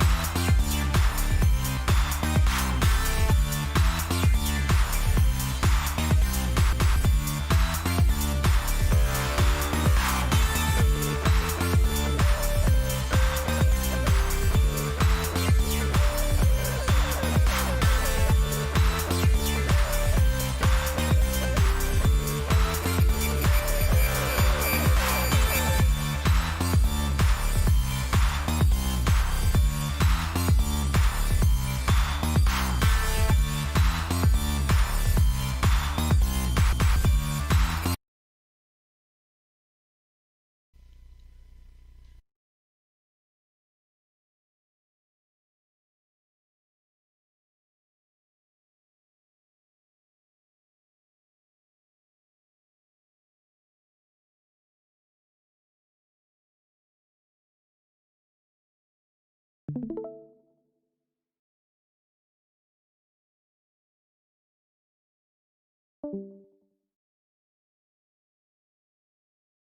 SecKC, this is the Mad Human.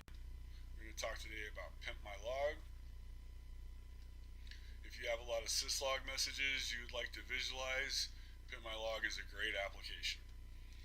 And I found PimpMyLog through this blog article when I was doing a lot of Googling, trying to find a log visualizer for messages coming from my network.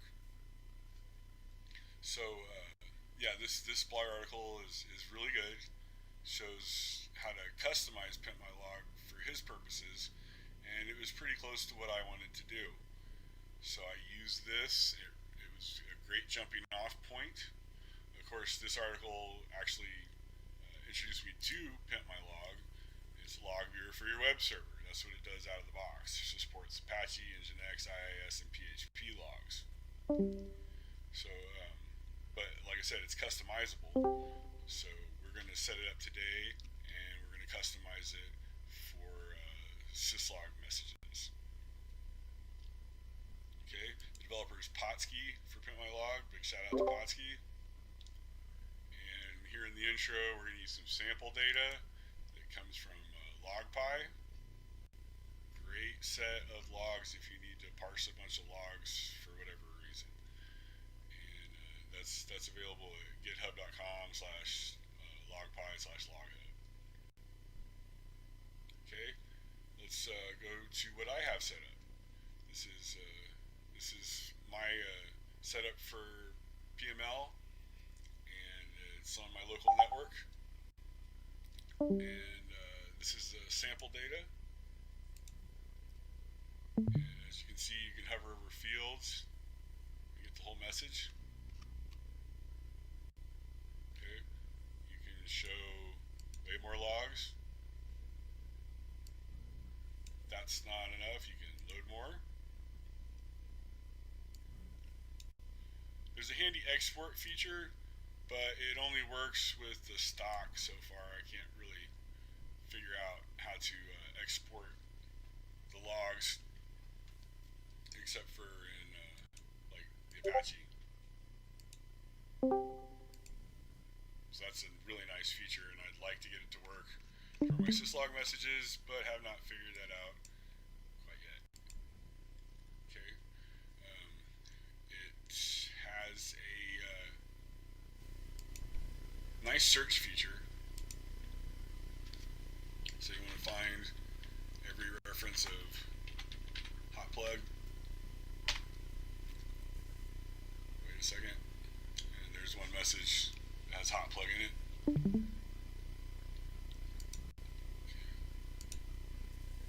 You can do regex searching, wrap it in pipes so it knows it's regex, and keep it simple because you really can't use pipes in the middle, negations, etc. So look to find everything that has 4 characters and a space, something just really simple. And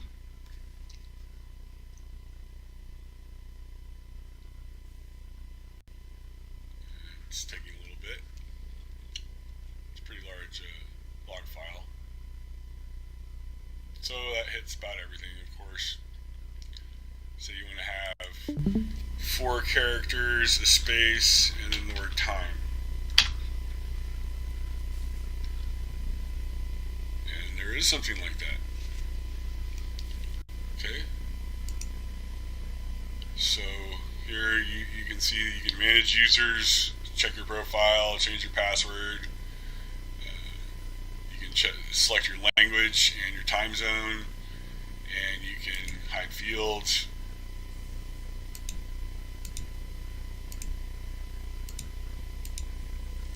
And refresh. It's a pretty nice application. So in the next scene, we're going to set that up. So there's some prerequisites for this process. If you want to replicate this on an RPI or virtual machine, a container, bare metal. I suggest you run Linux so you can follow along. The commands and locations could be different. All this is outlined, and the rough outline of the talk is available with this GitHub repo, and also all the configuration files used. So every time you see me use nano, yes, I use nano, there's a corresponding configuration file here. You could, of course, use Vim or Emacs if you want. I mean, whatever. Let's see. There was a blog article that really helped me get started with this project, and that's also in the outline of the talk. I have local DNS, so I can just use a name instead of an IP, and you can use a Pi hole for that. And there was a great talk from Hack the Planet a few months ago on setting up a Pi hole and setting up DHCP static reservations in the router. And that's available on the SecKC YouTube channel. There's also a link in the talk outline. And there's a tab on the Pi hole where you can set up local DNS. Pretty easy. You can also, of course, use bind9.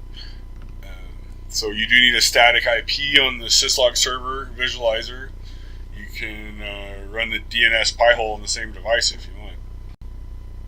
Okay, so you need a sudo user, and I disabled root by changing the shell from binbash to binfalse and etc password. But make sure your user is in the sudo file before you disable.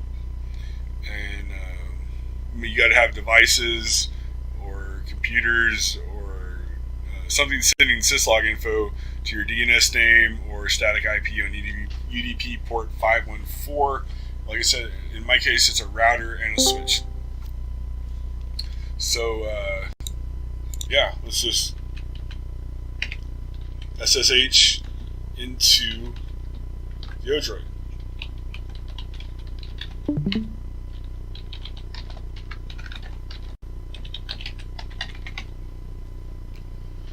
Okie doke. So, first things first, you want to configure, reconfigure time zone data.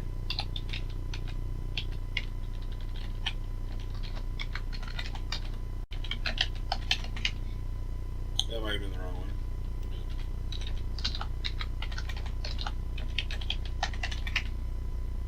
And it looks like that's good. And I guess I already did this. Okay. And let's see. We're going to back up the configuration file for our syslog. I'm going to start copying these commands for time's sake. And after you back that up, you can actually edit the file. Okay, so what we're doing here is disabling local message logging. We want to turn on UDP reception. Disable this. Really, it's stripped down. All it does is collect syslog messages from other devices. We need to change traditional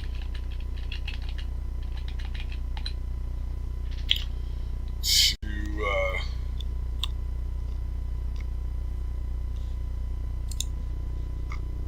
23, I think. Yeah, how about that? 23.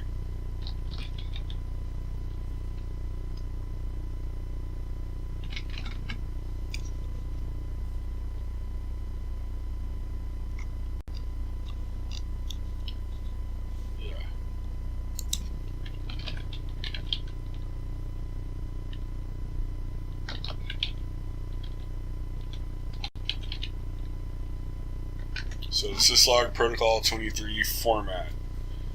It's like this was meant to be. Okay, we need a template. It's kind of complicated, so I'm just going to grab it.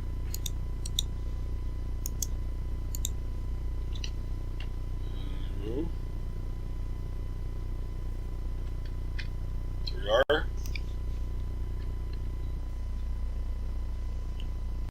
Okay, we're going to leave repeated message reduction on. We're going to change the file owner.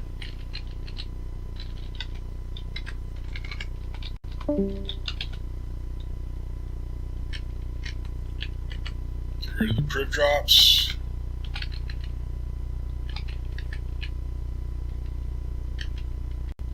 That's right. Don't need this. But we do need to set up a file where the messages will be collected and use the template for it so it can be parsed by PML.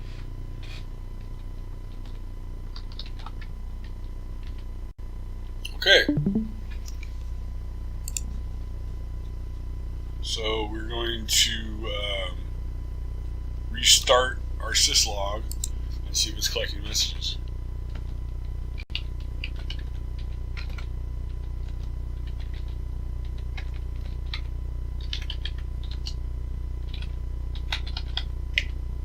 Okay.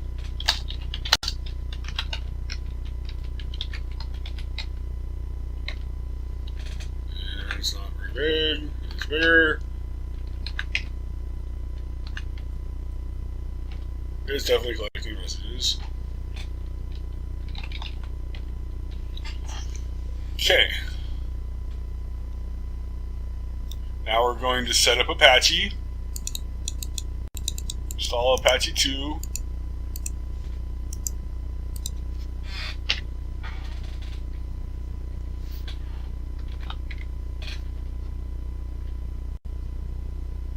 We're going to install PHP and some goodies to go along with it, and then we're going to install PimpMyLog.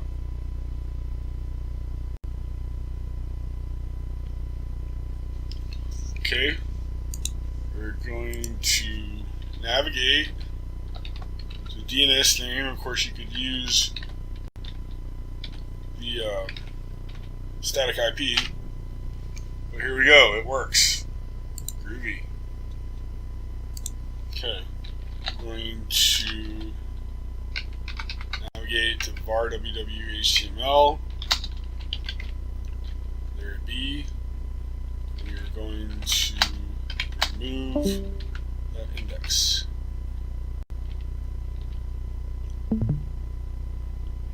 And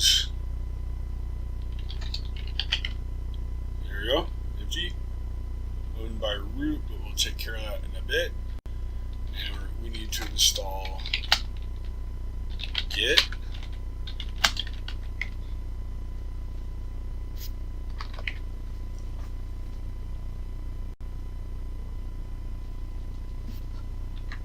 So grab PimpMyLog from GitHub. We're going to install PHP. Sometimes you get some errors if you install the goodies along with it, so install PHP first.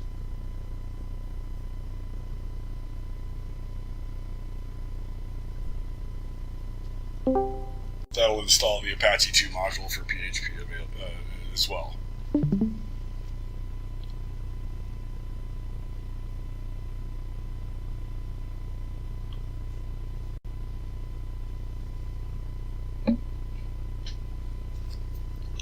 And we need PHP MB string and PHP XML for PML to work as well. So we're going to go B string. PHP.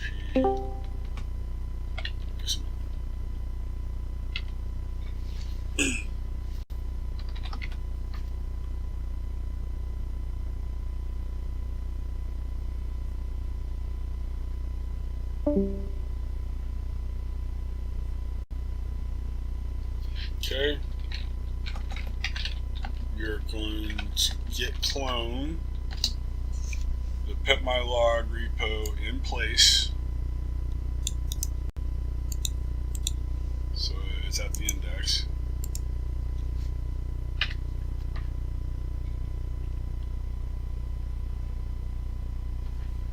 And we are going to ownership of this directory recursively.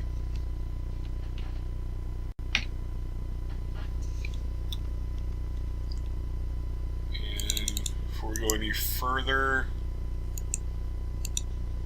we're going to have to set up PML with default Apache logs.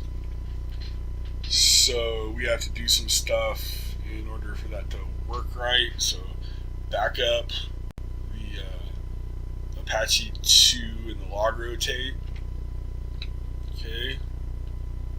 And now we're going to edit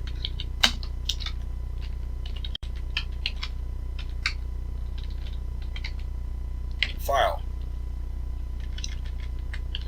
And similarly to our syslog, we're going to change some stuff here. Permission's good. That's all we need.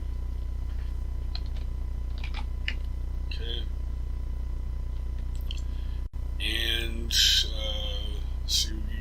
we want to go ahead and change ownership for any Apache logs that might already be there.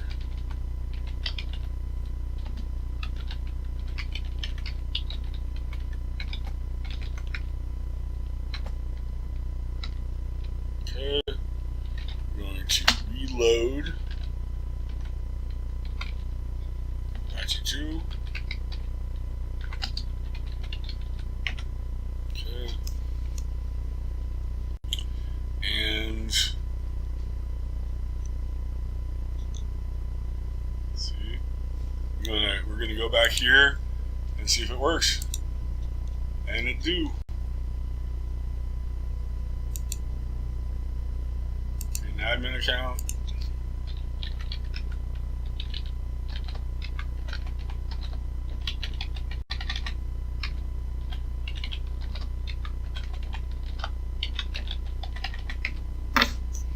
We're going to set this up for, like I said, for the default Apache. And continue. And then sign in.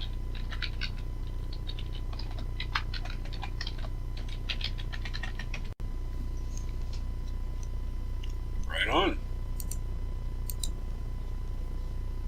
Okay.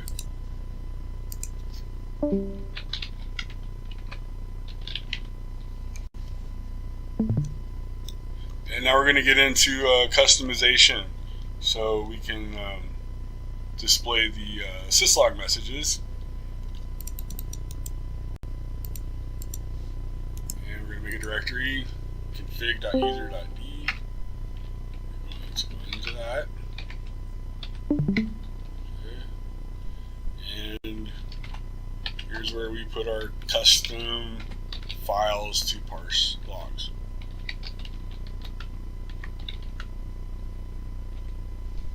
This is a little complicated, so, well, it's pretty, it's JSON, but just a lot to type. Just gonna drop that here. A note about the regex: if you do something else, keep it really simple, end it in $, and wrap it in pipes, because, yeah, it took me a while to figure that out. Go. That's the information I want to grab. This is to identify where it's from. And these are the fields I'm using, and the format of the fields. That's that. And we're also going to get some messages from the switch, hopefully. Not nearly as many.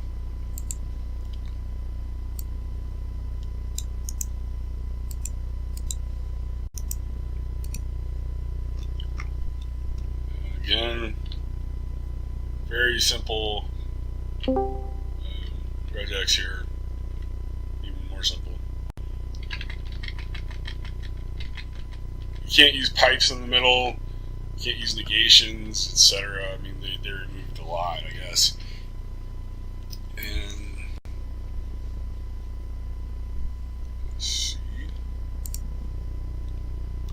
Okay, so we want to go ahead and recursively change ownership and group for that directory.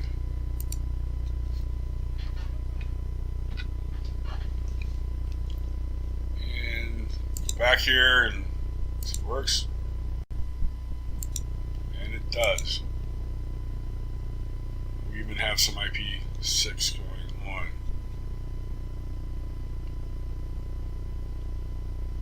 Yeah, there it is.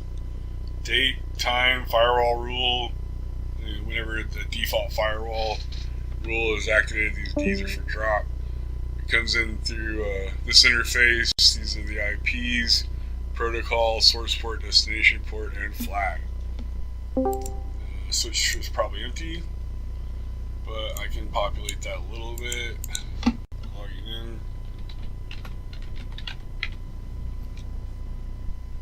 Don't get much messages from the switch, thankfully.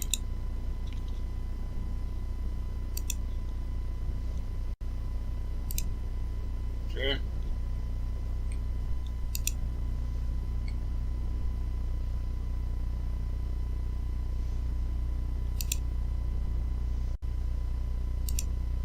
Yeah, it's working. So we have Apache error log, Apache access, router firewall, and a switch. Nice. So PML is set up. It's customized. We could stop there, but I really don't like sending passwords and on unencrypted protocols. So we're going to set up a CA, import it to our browser, and then any cert that we sign with that, our browser won't complain. And doing this without setting up local DNS, yeah, I've never done that. It's possible, but we're not going to cover that. So, migrating to SSL. So we're going to go home. And make a directory for it. Change directory to that. I'm just going to grab these commands. They're a little complicated, easy to mess up. Probably going to change the name of your CA.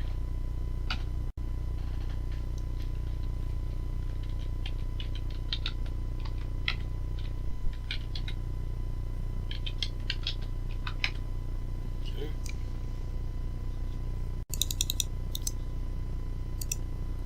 Make a .pim.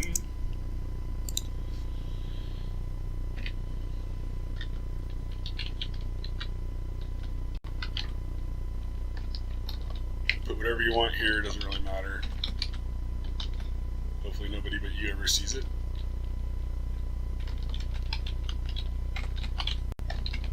Especially if you use the generic our syslog configuration. There's a lot of info there.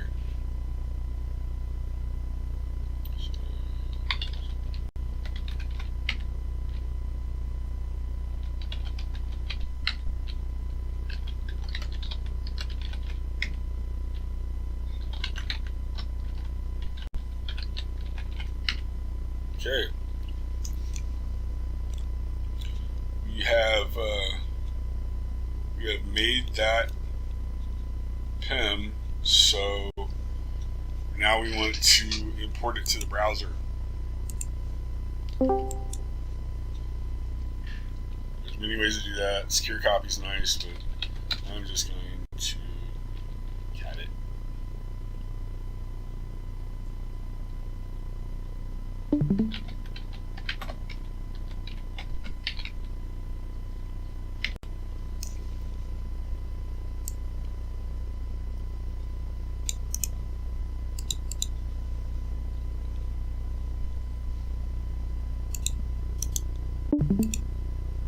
And off screen, I am saving that to a directory.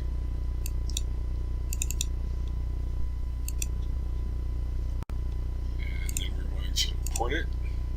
So Firefox, go to preferences.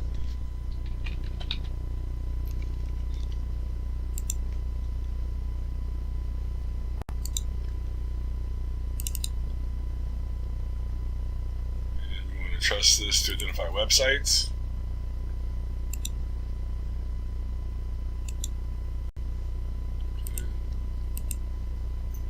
Continuing with the migration. Now we want to actually generate a key for the domain.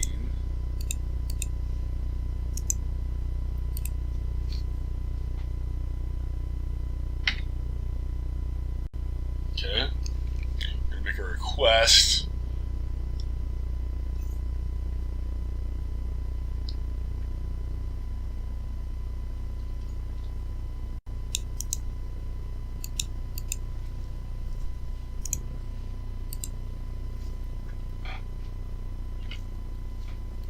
And you can put the same information here if you want.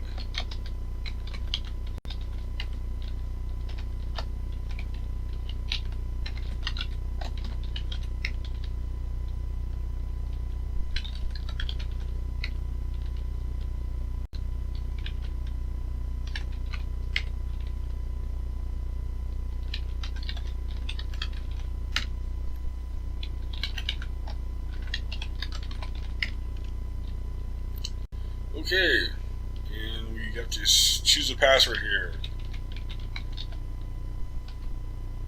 Let me recognize that one.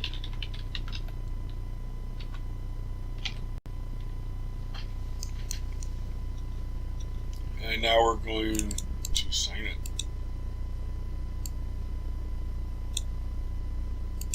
Actually, no, we're going to make a file first. .ext file, and the one I use is in the downloadables.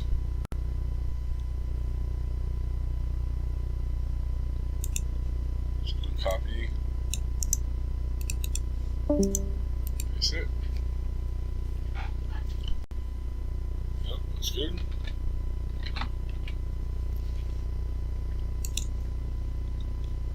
Now we're going to make a request. Sign that cert with our CA using that .ext file for configuration.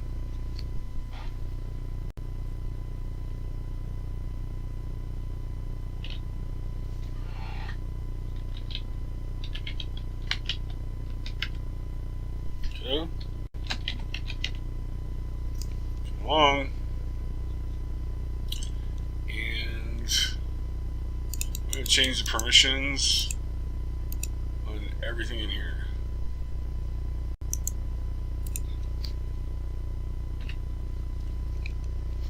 And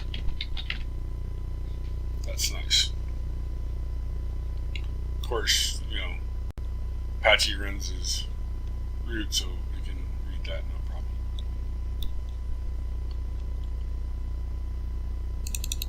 Okay, so next we are going to back up the default configuration file for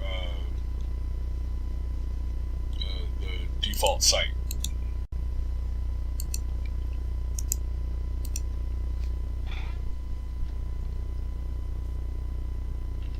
Okay, and we are going to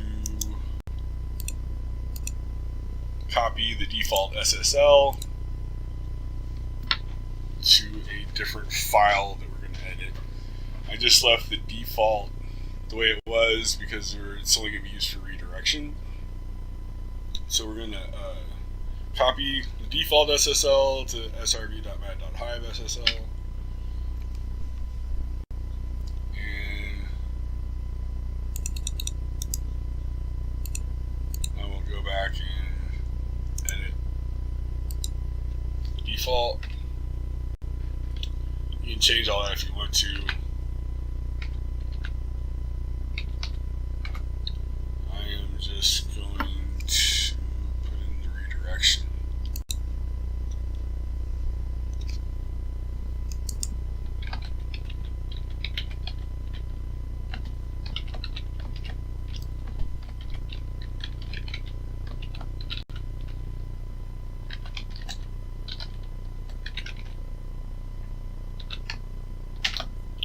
should be all we need. Okay. And next, we're going to modify that file we copied to.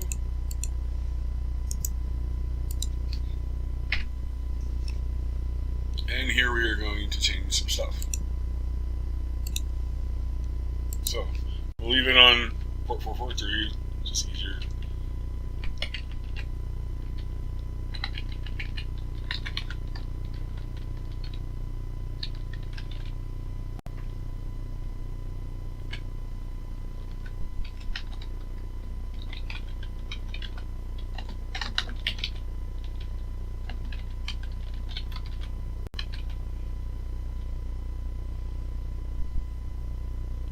Okay, leave that alone. And that's good. That's the, where our certificates are, we gotta change.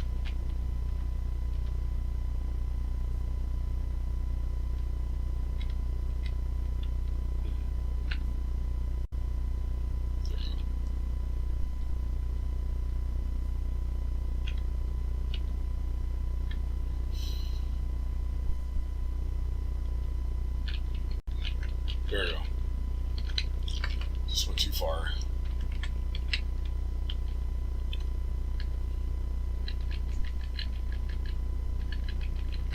So the certificate file in this case is home HCA,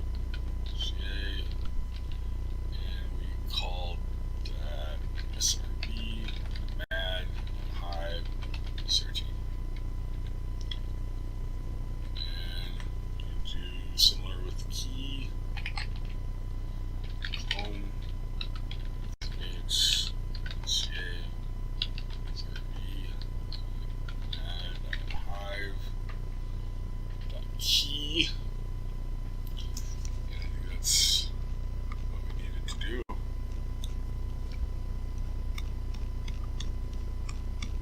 What else we should? Okay. Now that we have that ready for configuration, we have to turn on the SSL mod for Apache.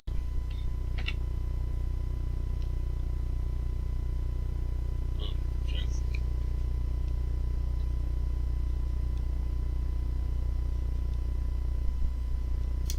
And we do need to actually add configuration file we made, a2 insight srb.man.hive-ssl, and we need to reload. Sudo service apache 2 reload, and we're going to check. Yay. I don't know what that little thing is. Connection verified by SecKC that was not recognized by Mozilla. Yeah, I usually use Chrome. But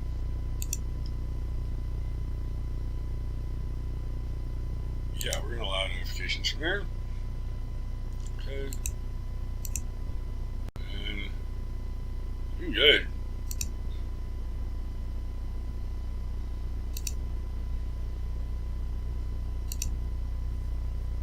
Okay. So the only thing that I would say is left to do is to do a firewall. Do we have UFW in here?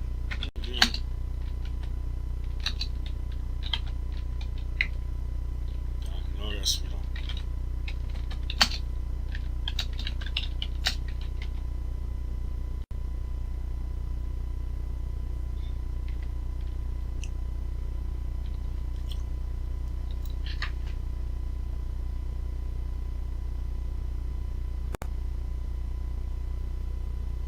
Okay, set up. to allow some things. We allow SSH. So Well, that was weird. It cut it off just a couple minutes before it finished. allow HTTP for redirection. But hey, that was excellent. Thank you very much. We've got Q&A. Anybody has questions about PimpMyLogs? Yes. About setting up the CA? About the uncomplicated firewall that And was suddenly we cut turn off at the syslog end? messages.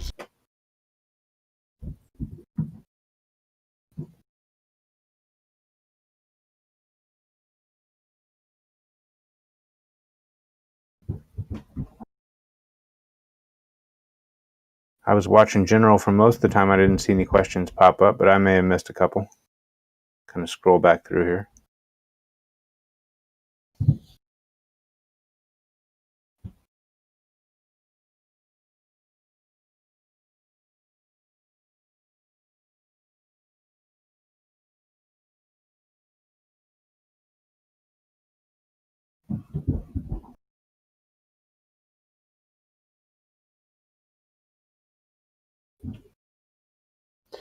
Hey, Matt Human, can I get you to post your links up in General just so everybody can find them real easy?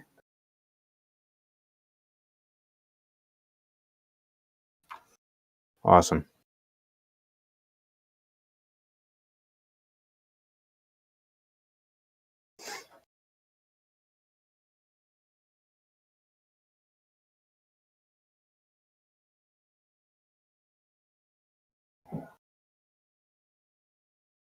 There we go. Excellent. So anybody looking for the links for that GitHub, you can find it in the lowercase g general channel. I think that finishes us up for tonight. So by all means, hang out as late as you want. Discord's here all night, obviously. Thank you very much to everybody for coming out. Huge thanks to both of our presenters. I know a lot of work goes into that, and it's really what brings people out and what makes this worthwhile. So thank you very much for taking the time. Please, by all means, come and hang out on Discord with us. There's pretty much somebody here all the time. Even if you just want to chat or hang out or kick back or troubleshoot through something, I'm sure that there's someone that'll help. Everybody have a great night, and we will talk with you later. Check SecKC.org for updates. Like I said, we'll be coming up with kind of a plan for the new year, and that is where you will find it. Be well, everybody. Stay safe. Thanks again.